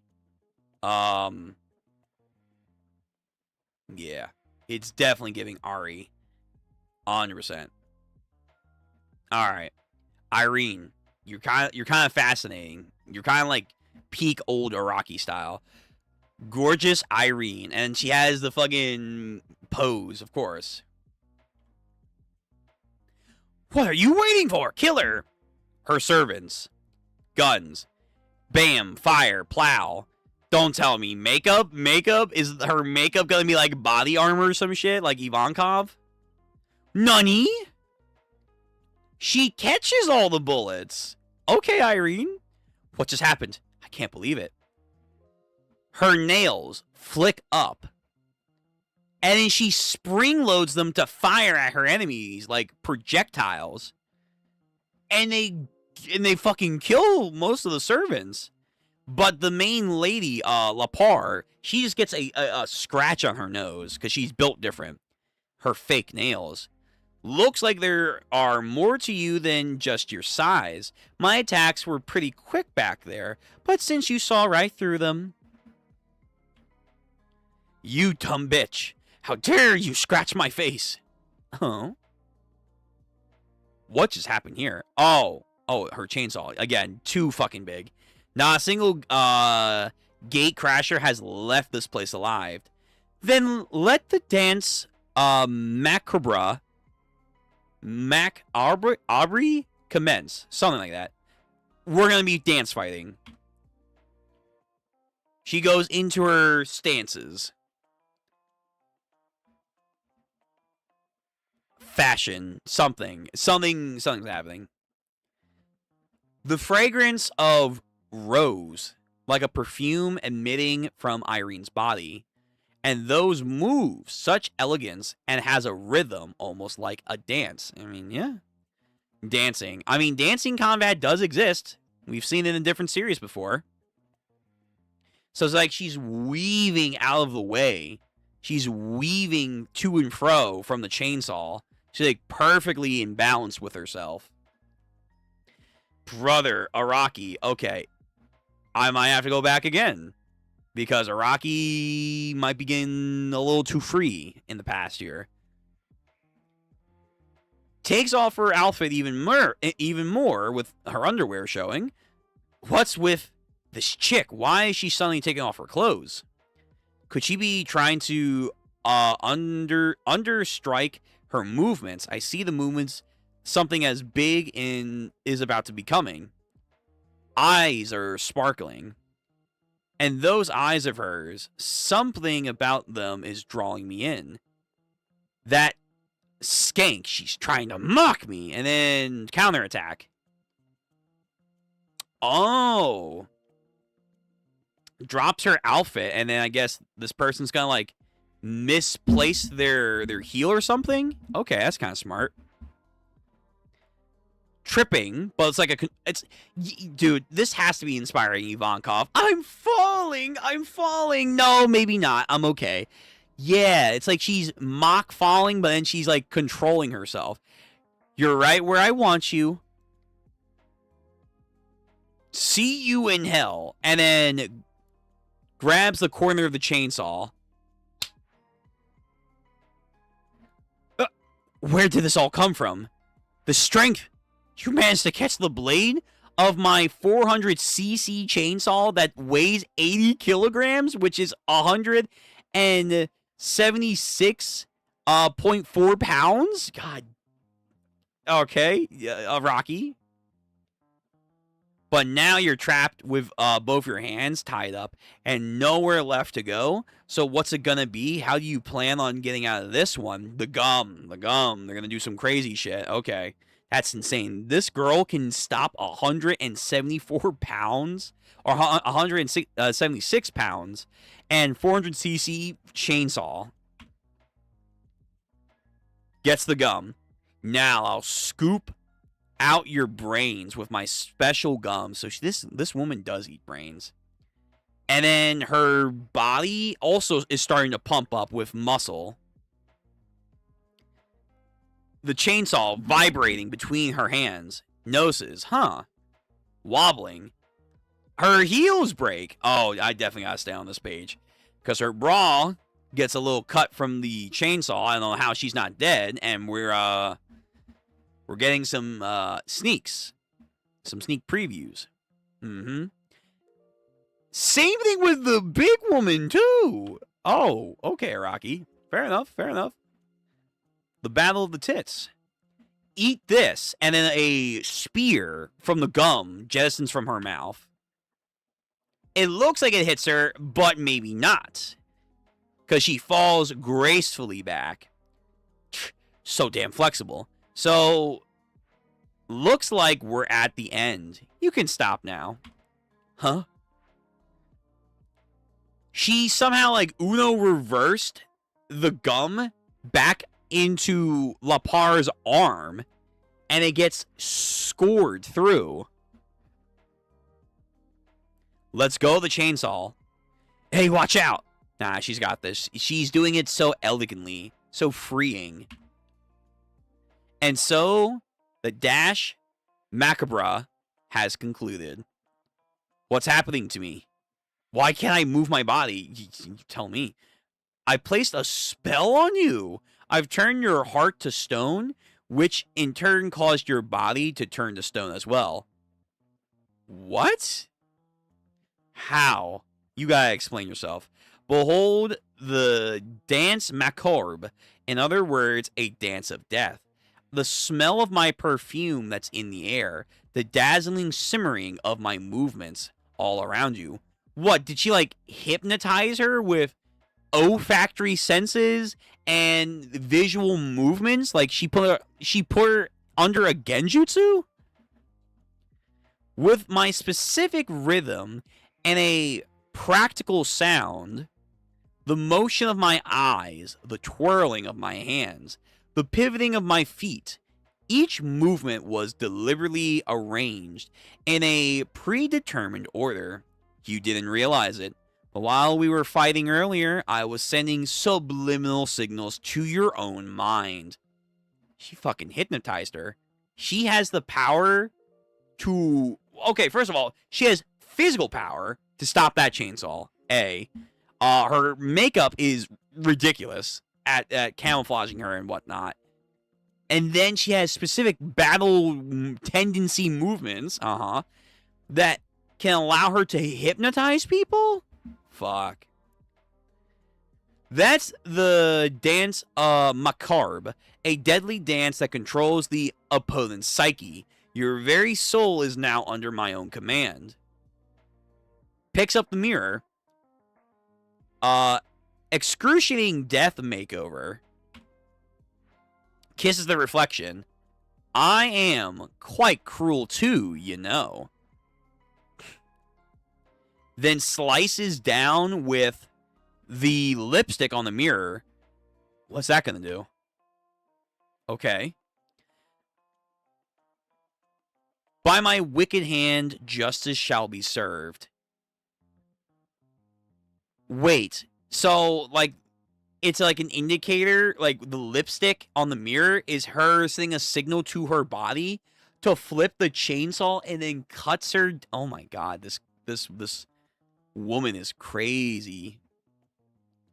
For some reason, I only want to cut myself. Straight down the middle, just like the lines on the mirror. Someone please save me. Was that really hypnotism? It hurts. I want to scream for help, but I can't. Oh my fuck, Araki. And there she goes, split in twain.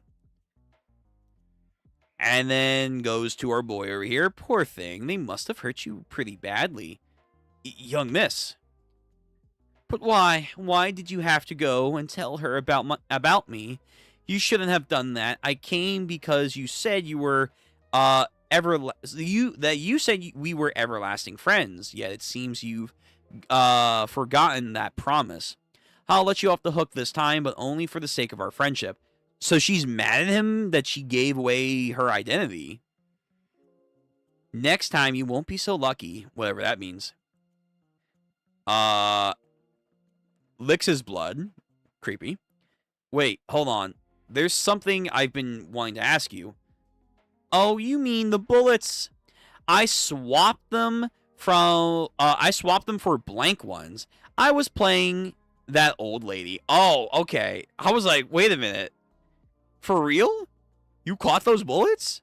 But that doesn't explain that you stopped the goddamn chainsaw. Like, you can say, like, oh, it was specific movements, but, like, that's crazy. It was all an act, of course. I staged the entire thing to begin with. Convenient. Old man and Irene, like, de-transforming. I'm quite cruel, you know. This is Sicily Italy? Dude, what? Okay, so Araki has always been fascinated with Italy. Note to self. And crime organization. In Sicily, Italy, There once existed a family lineage specializing in killing that spanned for generation. At the dawn of the century, a man of this bloodline had crossed over to America and found a large criminal organization. He had a son who only had one child, a young girl. Sadly, that child lost both of her parents at a young age.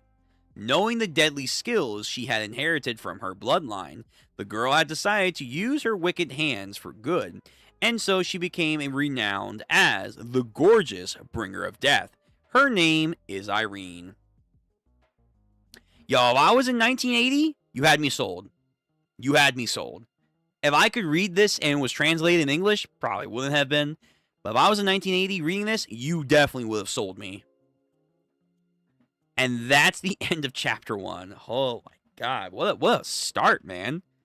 What a crazy start. So she's a hypnotic dancing savant that also is good at infiltration and incognito makeup.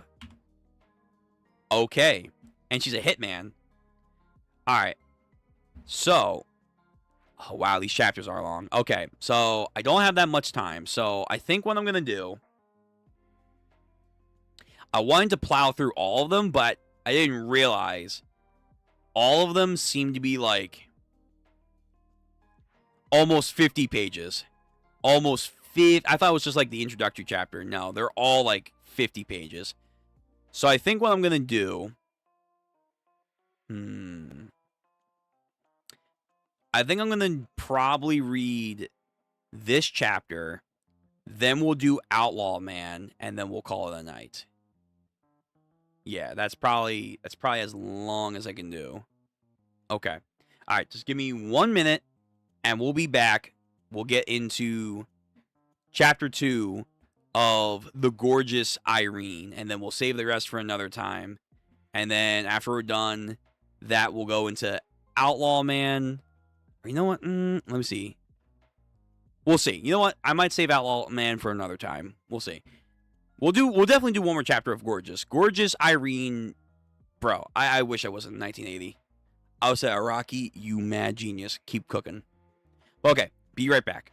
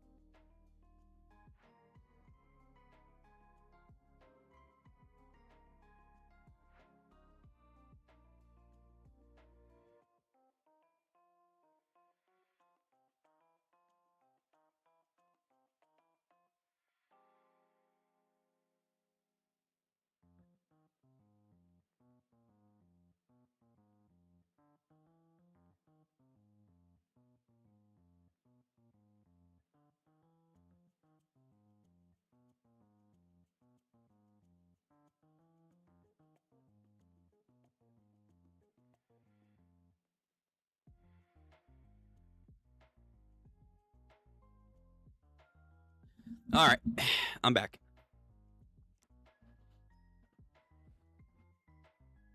All right, let's get into chapter 2. Let's get into chapter 2 of Irene. Yeah, this is this.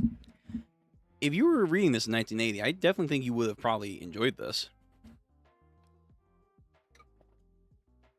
Yeah, it only lasted for like 5 chapters. Maybe that was more of a norm back then, but still. Chapter 2, The Girl in the Slums. Old man, dagger. Dealing with another bizarre woman over here. These girls feel like proto-pillarmen. Breaks his dagger, cane thing. However, I think he gets an exchange off of her as well. Yo, what's this Dio back pose?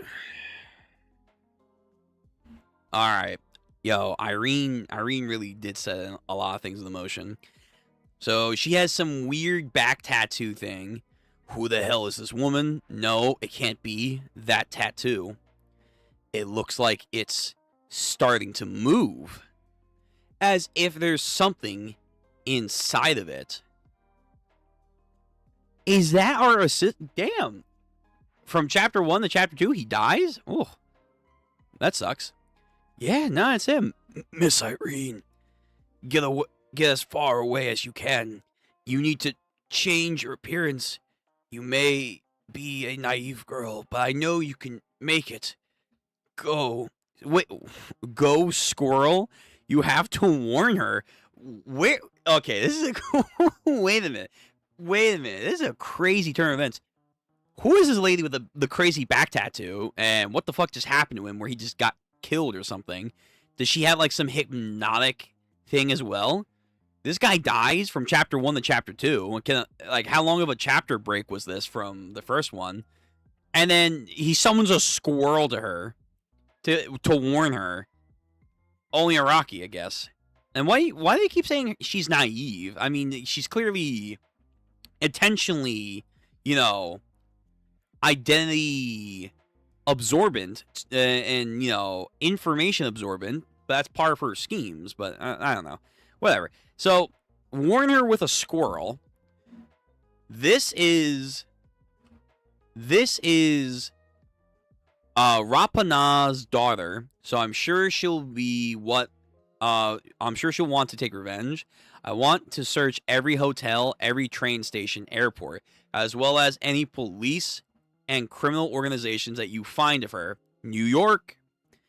She's 16 years old, white, female of Sicilian descendant, standing at about 5 feet and 7 inches tall, and please avoid using firearms. I want you to bring the body back in clean as possible. She may have changed her appearance. She so will need to be able to identify her. Alright, so there's like a manhunt going underway right now. Beware of her hypnotic abilities. Her mind is also strong enough to give her complete control over her own body. Once upon a time, there was a man.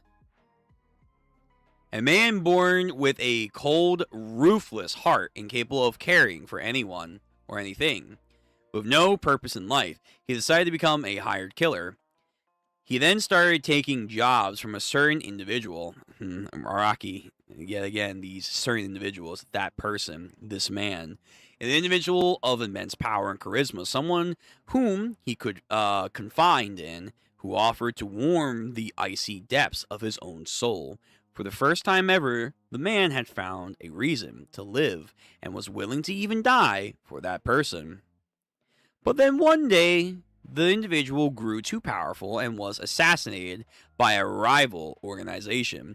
At the same time, the rival organization had killed the hitman, fearing that the deadly skills that man had possessed.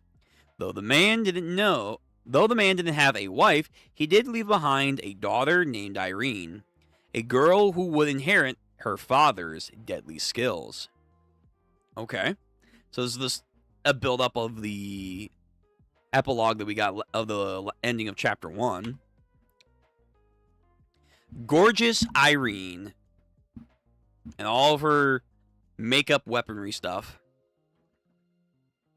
We have an axe in a bad slum area. Cats are fighting. Oh, the rats are trying to eat the cats. Oh, yeah, this is definitely New York. Patrol here. Another report so far. I'm starving. Let's go get something already. Beyond this point lies Harlem, a place where not even the police dare to enter. Ooh, Araki. But kind of true, though. Kind of true. Yeah, let me get some Jolene, because we're reading Irene, so I think it's only appropriate.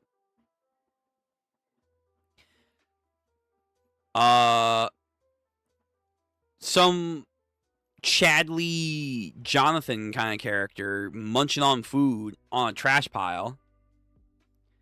A dog. Oh, a three-legged dog. He gives him a piece. All right, that's nice. Hiding. My eyes must be playing on me. There has to be more of them nearby. Nope, there really seems to be all of them. It's a girl. I'm amazed an outsider like her was able to make it this far unscathed. So that's Irene and the squirrel. Squirrel sensing. Thanks a lot. He pickpockets her. Now, be a good girl, and why don't you stay there? I'll be taking your stuff now, and then maybe I'll have some fun with you, too. Oof. Never mind. He wasn't as nice of a guy. But who knows? Maybe this guy will be her speed wagon. What the heck? This bag is full of nothing but makeup and crap. Don't you even have any money on you? Where is it? This girl. She didn't even bat an eye at me. Didn't you hear me? I'm mugging you. Don't you get that? I'd be pissed myself if I were you right now. Are you out of your mind or something? Huh? You some junkie? Actually, now that I think about it and take a better look at her face, it isn't half bad. Those refined features. She looks like she came from a high-class family. Yet she looks... Araki, what are you cooking, man? Or what were you cooking? Yet she looks Puerto Rican. Like me. Does she? Wait a minute. Hold on. Let me get some official art here. Wait. Speaking on the Puerto Rican...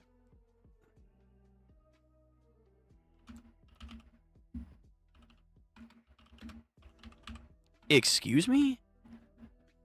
She looks Puerto Rican.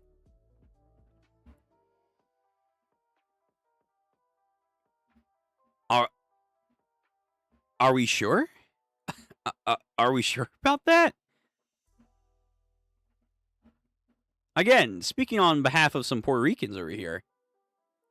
Where? I mean, we come in all shapes and sizes. Sure, but...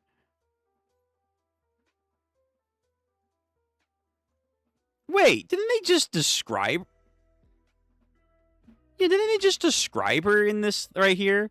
She's 16 years old, white female, Sicilian descended. Yeah, because that's what we... So is she like... Okay. Because their family probably came from Sicily. That's what we got from the epilogue here.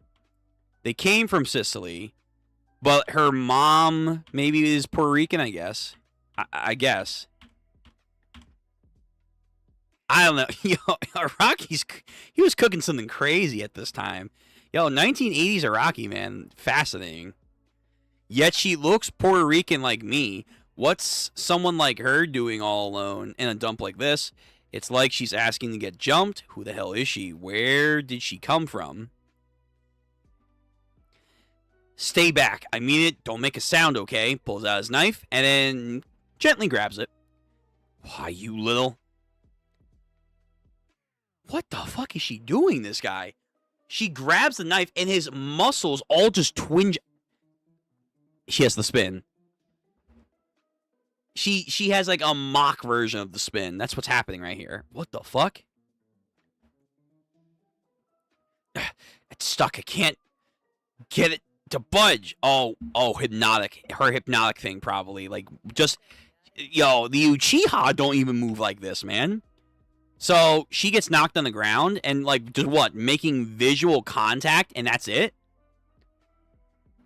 It's stuck. I can't get it to budge. She's only holding it with those delicate fingers. They look like they could just snap at a moment's notice. Hugs the man. What's up with this girl? I don't get her at all. Long time no see, Michael. Thugs. I see you bagged yourself a hottie, huh? Haven't seen her face around. Yeah, how about letting us hit it too? I'm sure we all be happy about it. Why don't you mind your own damn business? Oh, the brutes didn't like that. This guy's been acting kind of cocky lately. How about we teach him a lesson, huh? I don't know what's come over me. I can't explain it. It's like I've been hypnotized, but all of a sudden I've got this urge to protect her at all costs. Yeah, okay, interesting. Yeah, that's some Jonathan knee kicking right there.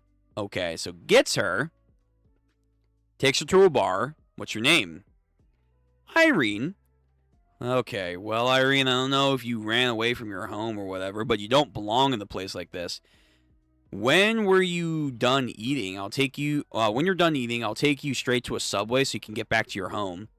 Jeez, first I attacked you, now it's like I'm acting as your babysitter. Hey, do you want a drink? Champagne, please. Make it 2 Cokes and 2 hot dogs. Nice. Stroheim, is that you? Damn, Araki. Yo, fucking... I know authors like to use their early on characters from other stories to inspire them. I mean, you know, look at Oda. What the fuck? That's just Stroheim. Hi there, cutie. I've got some good powder. Oh, powder? Like powder? The white powder? Want some? It'll make you have sweet dreams. No, thank you. Okay, thanks. She takes it. Yeah, that's just Stroheim. Huh? That's $20 a bag. Where you dropped on your head or something? Are you all right? Well, I don't have any money. What, no money? You should have said that from the very start, baby.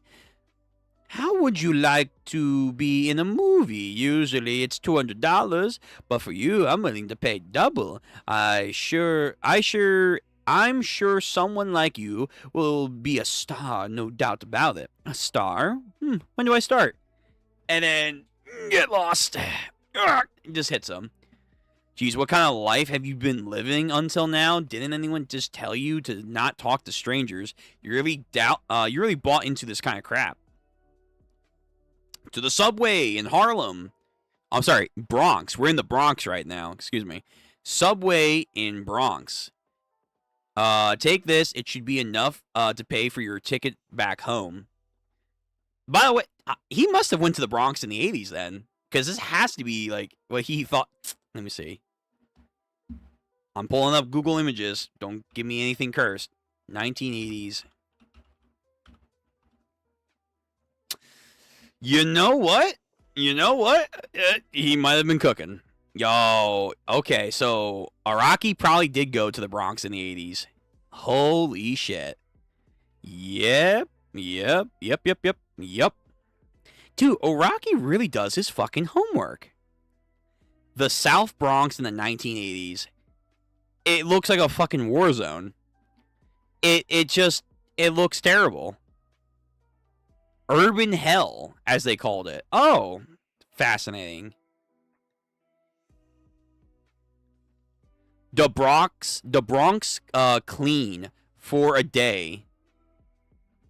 Oh, okay. Yeah, all right. So Araki really did his homework. So, yeah. 1980s Bronx looked a little rough. Take this. It should be enough to get you to pay for your ticket home.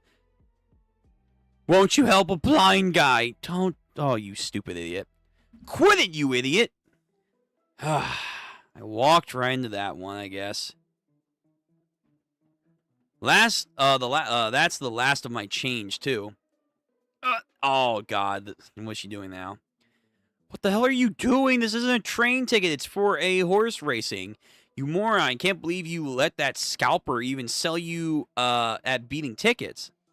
Hey, hold on, man. Bro, who is this massive Goliath? Huh? I don't remember selling anything like that. In fact, I've never even seen this girl before. Just give us back the money, you big oaf. So you're a damn cop, huh? Knocks him down. Ah, damn it. Are you sure you aren't missing a few screws loose? You don't have to believe everything you hear, you know. Just look at me. I don't believe anyone, and I'm done. I'm doing just fine. It doesn't matter if it's him, her, or any of these people. You can't trust a single one of them. They all want to deceive you, okay? So, where do you live? What's the closest station to your home? But if you say it like that, she's not going to believe you, I guess. Thinks to herself. You got this far by yourself, didn't you? So just go back the way you came. Don't tell me you can't even read, right? But I don't have a home. Huh? My father, the butler who looked after me, they're all dead now. Damn, so when he died, that's it? Brings her back to his place. Guess I'll be sleeping on the couch tonight. Besides, what kind of man would I be if I took advantage of a girl in a situation like this? Alright, he's got some honor.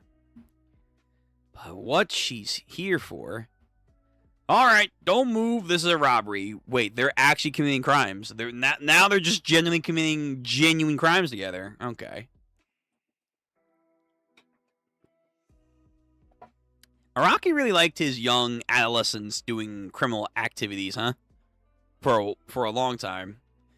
Listen, pal, I'm going to become a famous musician soon, but right now, I'm flat broke. I'm not doing this because I want to, so don't make things harder than it needs to be. I ain't playing around, okay? Empty your cash register and hand over the notes to my friend over there. Wow, this guy's actually going to fight back? Fuck, is this accurate New York mentality? Takes out a goddamn bat and says, fuck it, we ball? This is the 4th time in a year. If you think I'm going to stand by and let this happen with you hooligans making a fool out of me, you think again. Hops over the counter. Hey, I said don't move. Nah, he doesn't care. He's bringing down the bat like he's Kaido right here. Are you crazy? I'm serious. I'm going to shoot you, you idiot. And before he does that, I think Irene, moves the gun and then it fires as a warning shot through the bat. Oh, yeah, there we go. Back of the bar. Stroheim. A white girl? Here, huh? You're wasting your time. A white girl wouldn't last 2 seconds in a place like this. Holy shit, dude. Yo, this story is wild. Not unless she had some organization like yours backing her. Actually, now that I think about it, I did see a girl who looked like her, but it couldn't have been her. Yeah, she had a special hair about her, that kind that's hard to forget, you know. But she wasn't white. She was more like Puerto... They keep emphasizing it. She was more Puerto Rican. I'm sure of it. I'm sorry if none of that is going to make any sense. A disguise. Look here, I scout for movies for a living, so I... Oh, I'm sorry, this is him. A disguise. Look here, I scout for movies for a living, so I know a thing or two when it comes to makeup. Don't you think I would have noticed if she was wearing a simple disguise? Even I, touched her face. Okay, I didn't even think about that. So maybe she is wearing a disguise right now to look more Puerto Rican than white. I didn't think about that. And then this crazy huntress over here. Night again. The squirrel is still with them. Goes through her things. Find somewhere to hide, Michael. She's come to kill me. What? And she finds her. Just like that. Who is this? And why are they coming to kill you? Breaks in.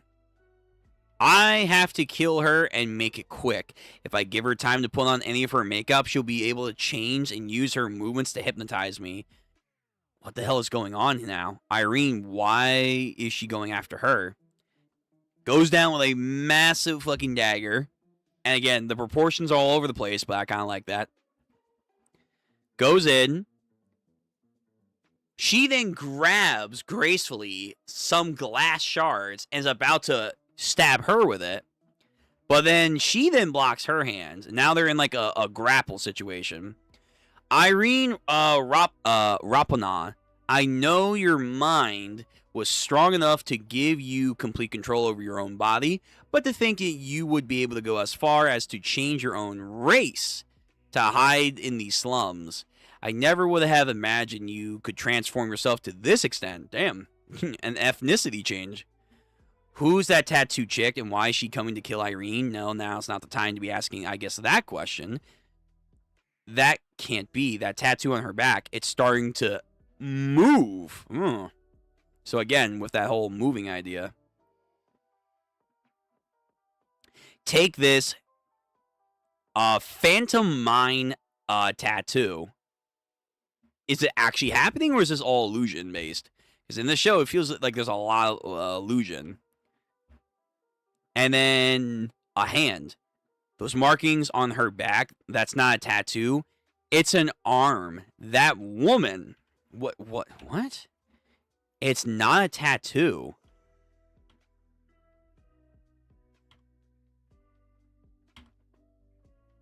She has a genuine third arm? Bro, Araki, man. He talked about white powder in this show, in the series. Maybe he was on some white powder, man. That woman has an extra arm on her back, and it stabbed Irene. I win. No, you lost a long time ago, before you even stepped foot into this room. Fist of the North Star. Omae mo shinderu. Nani? Takes a further step. What was that? How about I sink my knife into you again, then? Something's happening. The fort exploded. Oh my god, her leg got blown off. My leg! It's gone! Did she set up landmines? How? When? Bombs. They're all underneath the floor. Well, in the world, they're everywhere. Who knows how many she must have planted? Did she come all the way to this slum just to set a trap for me? But how? How was she able to hold herself up here without accidentally setting off any of the mines? Right, and also, she was going to push away Michael. How the fuck was he not going to trigger any of these mines? It must have been hypnosis, except she didn't use it on me. She used it on herself.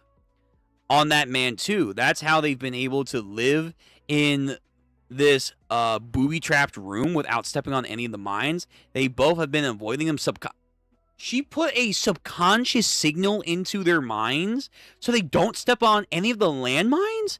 Okay, yo, her hypnosis is going to put all the Uchiha to shame. It's like getting close to Aizen level. If she starts manipulating things on a mass scale like Aizen does, yo, whoo, she crazy. She crazy powerful. And I stepped right onto it. So what if I'm missing a limb or two? I'll take more than that to bring me down. Her tattoo is now going to swell. It's moving differently than it did before. Irene Rapona. Ants. Crawling. Bull Run spacing tattoo. Dancing space bullets. What the fuck? Wait. Is she carrying ants inside of her? Like she's Tommy Rod or that one guy from part 7? She has a hive of ants? Oh. And she just unleashes them onto Irene, and they're like trying to burrow into her. These type of ants will eat anything except for my own body, which is covered in a special repellent. They keep gnawing into your flesh until they burrowed into your brain. Looks like they've already dug in. Irene, killer makeup. Oh, geez, there's blood coming from her, but she doesn't care. She's focused. She's locked in. Let me show you my true colors. Here comes her second personality. Again, Araki. Her transformation has to just be salacious, huh? Alright, just in case. Makeup changes my body. Like, she's physically altering herself. We've seen this, in Yu Yu Hakusho with that one painter guy. He, like, could change his physical forms and stuff. The muscles on her face are twitching.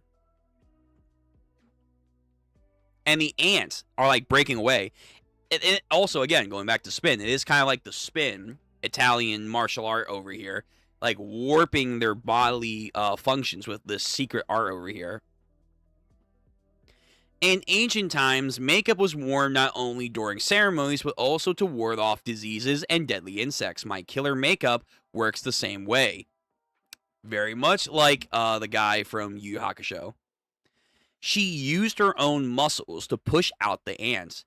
Makeup allows me to conceal my true self, to cover up the grief of losing my dearest people, and the mask, the assassin's blood that courses through my veins. It's also the only way I can make myself believe everything. So she's like constantly wearing makeup to like self-hypnotize herself from everything in her life. Okay. And she transforms. Again, Araki. Good God, man. It also allows me to bring out the most ruthless killer that resides in me. So then what's the real Irene then? Is the real Irene... We haven't seen the real Irene. Like Shinobu Sensui. We haven't seen her unfeathered personality. She wears makeup to, like, null herself. To, like, pacify herself. But then she also puts on other makeup to bring forth her killer instinct out. So what is the real Irene then? Again, physically altering her bodily functions here. Oh my goodness. Her skin, the color, her hair, even the proportions of her own body have begun to change. Her wounds, they've even healed. Oh, dude, Ivankov, oh come away, but not really. Gorgeous Irene. I'm quite cruel, you know. Takes out her lipstick, does a battle dance. Here comes hypnosis. And then marks on her. Lipstick, don't tell me that she hypnotized me with those movements. You're fucked. Oh, what? Now the ants are going to kill her. My mouth won't close. There's no repellent there?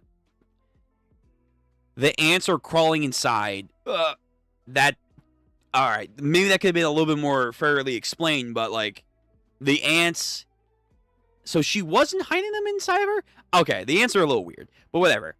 They crawl upon her, and then she basically falls out the window, and I guess dies. This story has sauce. Like, you could definitely work with this, especially with a current Araki. This could work. Just needs a little bit tune-ups here and there. And then she goes back to her regular appearance. So I wonder if this more laid-back hair here is her genuine persona. So she has her, like, docile, like, oh, okay, persona that she has with her makeup to, like, kind of believe everyone, because that hides her true feelings and whatnot, lets her cope. Then she has her battle tendency, hypnotic state, personality here, with the flowing hair. But then the one that's like this more relaxed hair, this might be her real personality beneath it all, I guess. I'm sorry that I had to deceive you like that, but it was the only way. I wasn't left with any other choice. No, I get it. Leaves, but before it does so, gives him a kiss. Goodbye.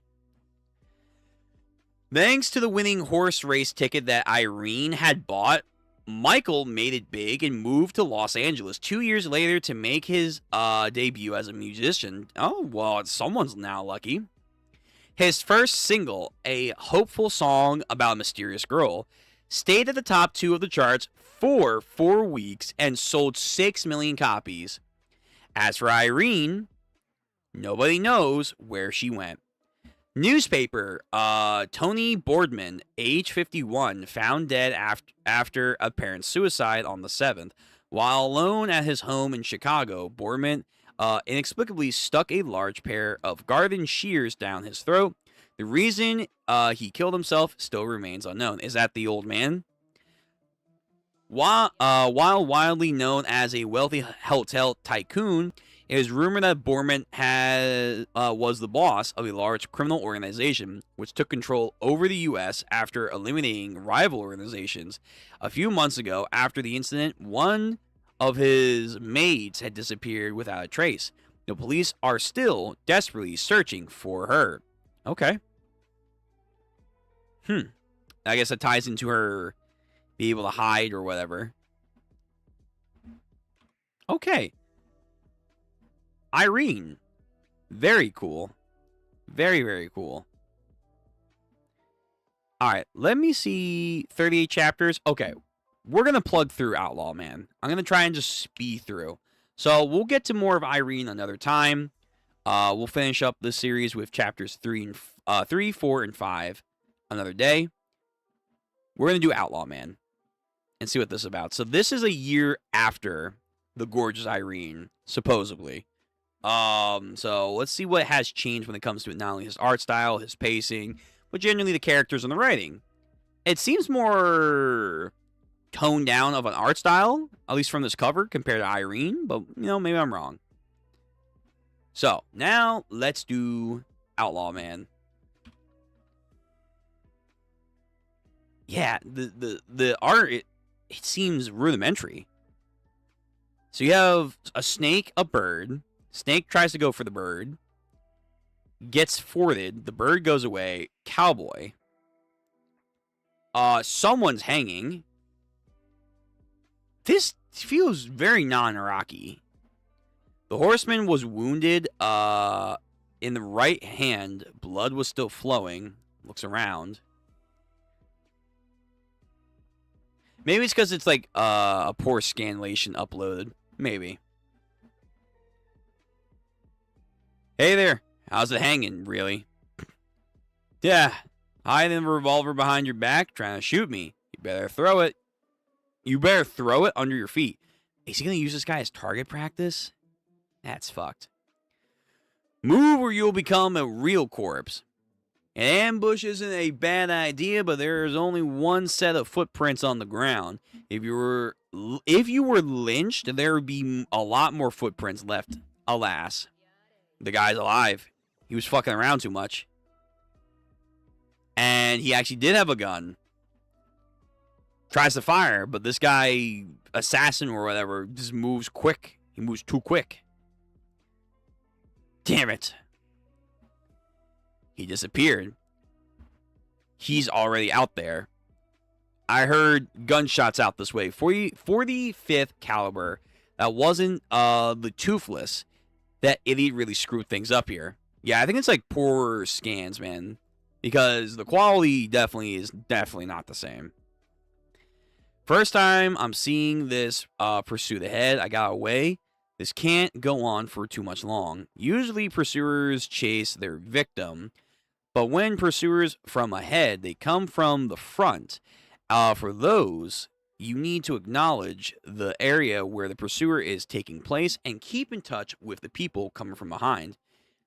In the fairest, shots and intimidations of animals are used as signals, but this time the pursuers are a bit different kind of signals, which went unnoticed. Shot my hand with a rifle and are chasing me from ahead. Who are these people? So, toothless guy gets beat up. What's up with you guys? You want even less teeth now? You were supposed to get ahead of him, okay? No one was talking about an ambush. No one asked you. Now it's impossible to catch him. I thought it'd work. If I didn't shoot his hand, he'd be off. He'd off you. Maybe the runt wanted all that bounty for himself. Screw him. Let's just get going. We don't need you anymore, so beat it. Used. But he did fuck him up. I want to see. What is it just Araki working on this? This feels like it was potentially someone else. No? Eh. This is done by Araki. Okay. Set in America during the Pioneer era, the Outlaw Man is pursued by a Pinkerton National Detective. Outlaw was not compiled in volumes form for over 20 years because the original manuscript was lost. The one-shot was first included in 2004 Azubi reprint of the gorgeous Irene, and it has also been included in the 2011 Bokuban edition. So it's because of Irene and other stories later on that you actually did get this eventually saved. Interesting. So the kid goes off. Oh, they spit on him? Oh, that's gross. That's disrespectful. Ugh, what? You asshole. This is self-defense. And then just kills him. So this detective guy is still after me. Wonderful. I won't leave any tracks on the rocks. So Araki also loved cowboy stuff, even back here.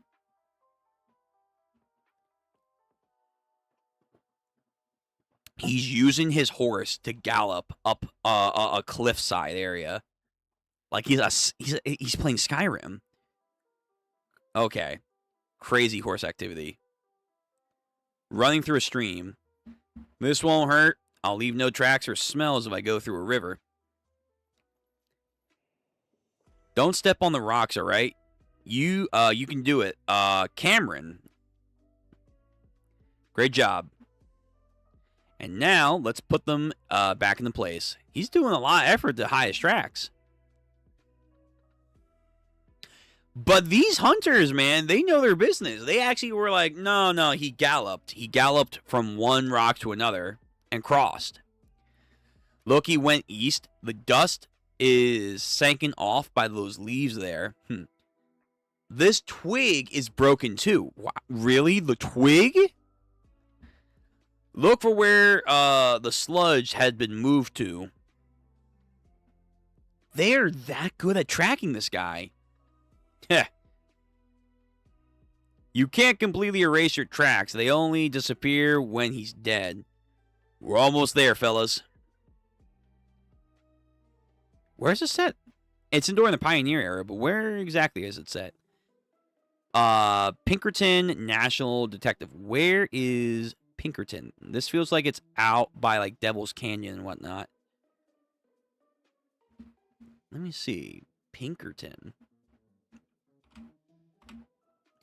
Pinkerton is an elite global... No. Location. Pinkerton, formerly Pinkerton National Detection Agency, is headquartered... Pinkerton currently operated in resources over 100 countries globally nearest.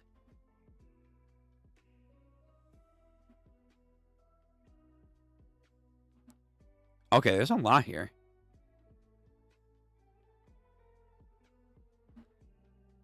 Alright, so Pinkerton Mass Effect. Okay, there's a lot with this location. Anyway, basically he's out west somewhere. Cowboy style. But they do a good job of locating him. We got him. Let's show him how good Pinkerton detectives are. Oh, he's an outlaw and these guys are detective.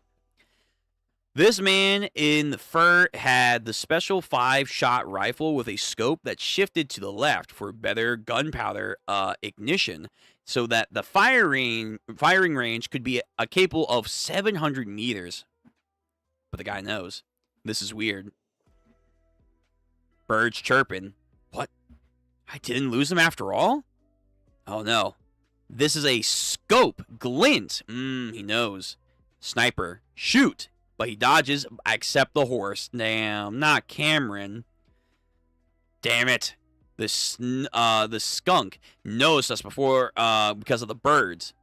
Well, we got his horse, so he can't get far now. Let's chase him down. That's a shame. Cameron, I can't show myself now. Oh, damn. He puts his horse out of his own misery. That's so fucked. I hope this works out. Oh, that's so fucked. Kills his own horse, but he has to hide low. There's lots of rocks here. Look for any tracks that he may have. What the?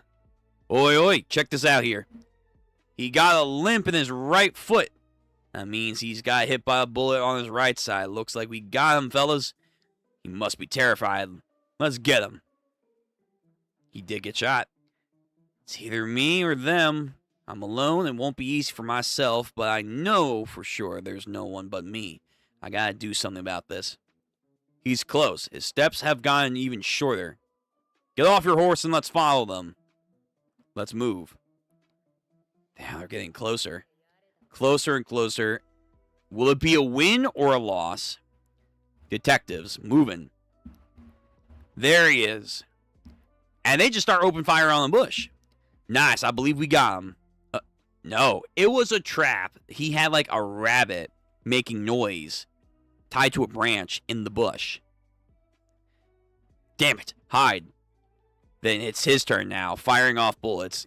Araki loves this for his gunslingers to just have this sort of angle. Or I guess from this point of view, he loves having that. You can see some of these stuff linger in JoJo's even today. Also, he has a certain perspective on police officers, I guess, that has not changed from anything. All right. So he shoots the dust cloud. Is he... no. Is he ricocheting off a rock? There's no way. He actually ricocheted off the rock. What the fuck is happening?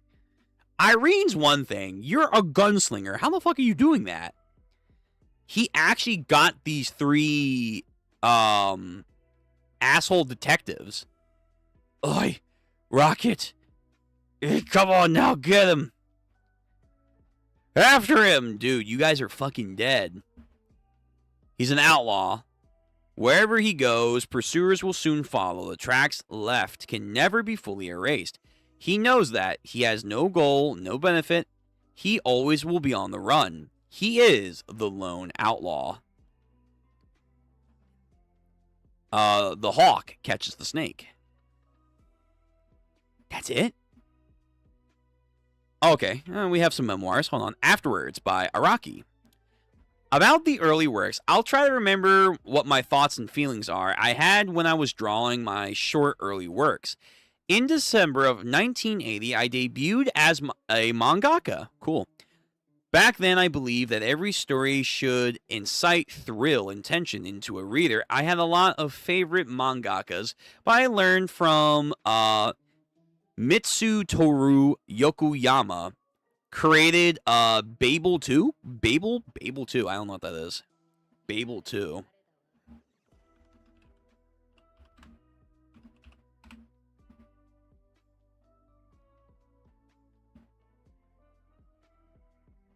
I don't know what this is. Oh, this is extra old. Yo, this is extra old. Oh wait, maybe I've seen this with this robot Gundam thing. Also, is there like a demonic black cat?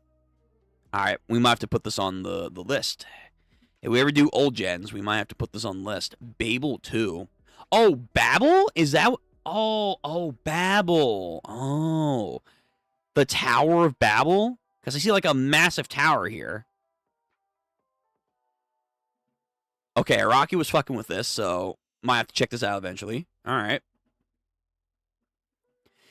Mitsuturi Yokoyama, creator of Babel 2, and Senpai Shotaro, created of Kamui Gaiden. That sounds familiar. Hold on. Kamui...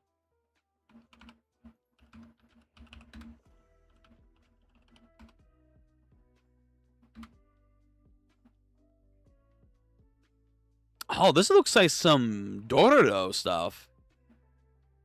Yeah, giving me Dororo vibes. Kamui Gaiden. And Dororo.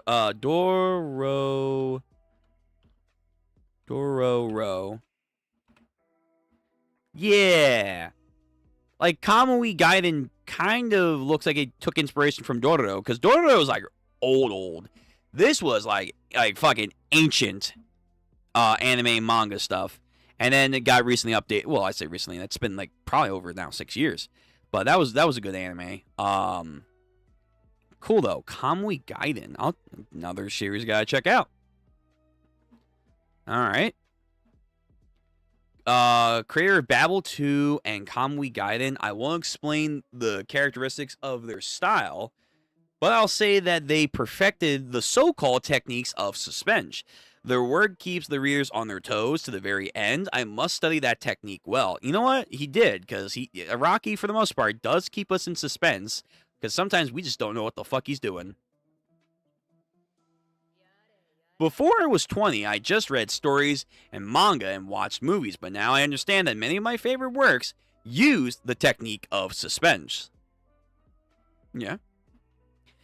I must learn this technique as well. This is definitely how I wanted to write my own work. Another thing, my own style, to be honest, back then I had no idea what my own style was. Professional mangaka have always have their own style. You begin to read and you immediately realize, yep, this is the particular artist. And I didn't know how to give my own work that special feeling. I had a feeling I was searching for a needle in a haystack. Start drawing in your own style and someone will say, this is kind of ugly. Start drawing with effort and someone will say you're copying someone else. Interesting. Picasso's art can be recognized at a first glance. That's amazing. During that period, I drew the following works. Poker Under Arms, my debut work. I drew it thinking that the reader must want it finished. Poker Under Arms. Is that like his first ever manga? It is. Okay. So this wasn't even on my anime list, but this is his first real story. Or maybe Dallas and his master. Okay. So I'll have to maybe add these to the list then, because I got that shit wrong.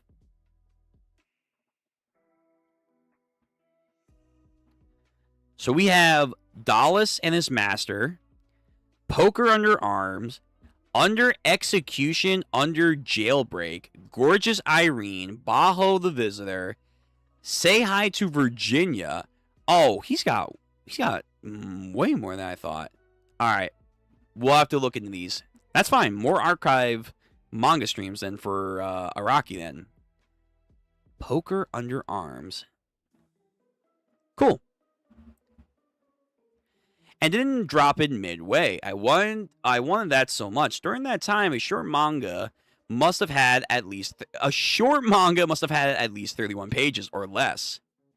Otherwise, it wouldn't be even published. Initially, I drew about 100 pages, then redrew and fit it into 31 pages. Corrected some things and sent it to the publisher. Afterwards, I got a Tezuka Award. It takes place in the Wild West because I love Clint Eastwood shows.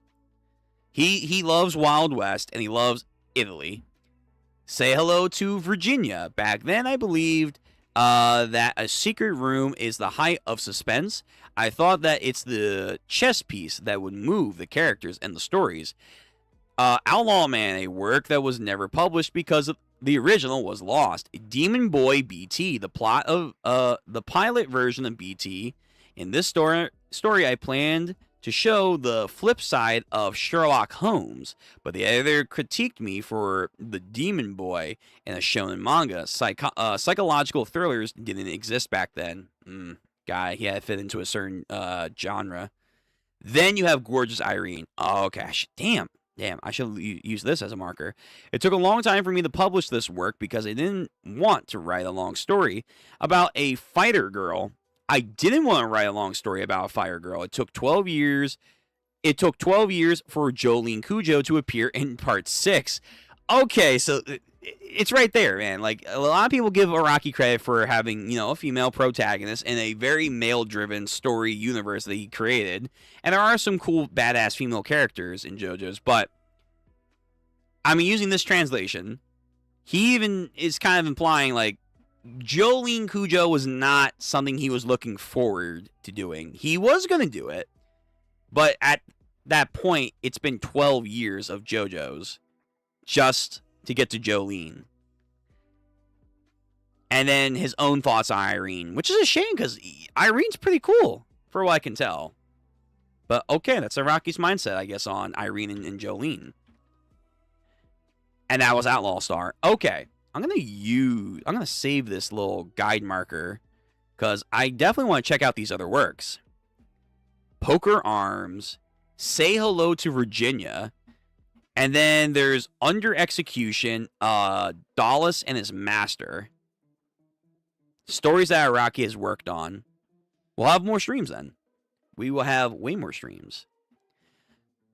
But okay, that's going to be it for the evening. So we did 2 chapters of Irene.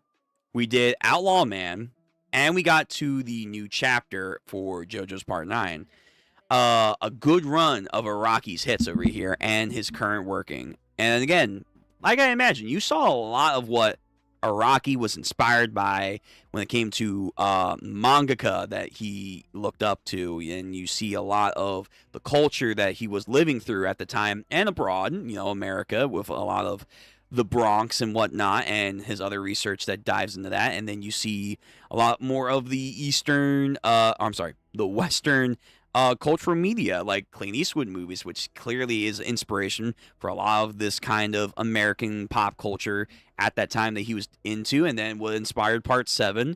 You see a lot more regional stuff like Italy and whatnot that he's had in his mind for a long time, and all this will eventually accumulate into, I'll argue, his magnum opus, which is JoJo's. So to see this all from these younger points in time and his own thoughts, and like in those writings for 2004, where I guess that's around the time Part 6 I think was published, right? Because I think Part 7 published around 2010, if I remember correctly, like around 2010, 2011. So yeah, so 2004, 3, when he's looking back in his 80s. And was thinking, things were different back then, and also I was different back then. I didn't know what I want. I didn't know what my unique style was. Him talking about, like, the art of suspense is something that really gets readers gravitating, and arguably now, although some people say artificial suspense for the sake of suspense doesn't intrigue people anymore because, like, you're putting it in a situation that's not going to lead anywhere. Oda. So there's that people kind of critique more on, but I get what he was trying to go at. And then you get the idea of, if I try to be more unique with my story, they're saying, it's not that creative. And then he goes into, if I want to be, working more diligently and explaining this in a unique, or not a unique way, but just explaining it, thoroughly. He talked about how, someone's going to spin that in a way of, well, actually, I've seen this from another story. So, in a way, he's basically saying everyone is a critic. They're going to have faults, no matter what you do for your own story to be your own style, per se, along the way of crafting that they're going to have, comments to say. But at the end of the day, I guess, until you're satisfied with making something that you can make people say, hey, that's you, it's okay that you're going to go through that as a creator, because you'll find your mark eventually. You will find your Picasso art style that he mentions there. And that's pretty cool. Okay, so that's going to be it for the night. Didn't get to all of Irene, but we'll get to it another time. And then we'll get to these other stories, too, for Araki. Yeah, I'm looking forward to go through these archives. But that's going to be it for the day. Everyone, have a good day, a good night, and a good afternoon, wherever you may be. Stay hydrated. It's really bad. And if you're like me, who has a very bad smog and, air quality alert, you probably might want to wear a mask if you're going to go out, just for your own safety. You do you. Just care about your health. Until next time, everyone, take care. Be safe. I'll see you for tomorrow's stream for Kagurabachi. Anything change, I'll let you know. Take care, everyone. Araki just is a unique individual with a lot of creative genius. Some weird, but creative genius nonetheless. And you can just see his development over the years and the passion that he has for his craft and his uncertainty. But through that, he found him. He found who he was. He found his style. Yeah. So, glad I got to go through this and beginning to go through his life's work. All right. Take care, everyone. I'll see you guys on the next one.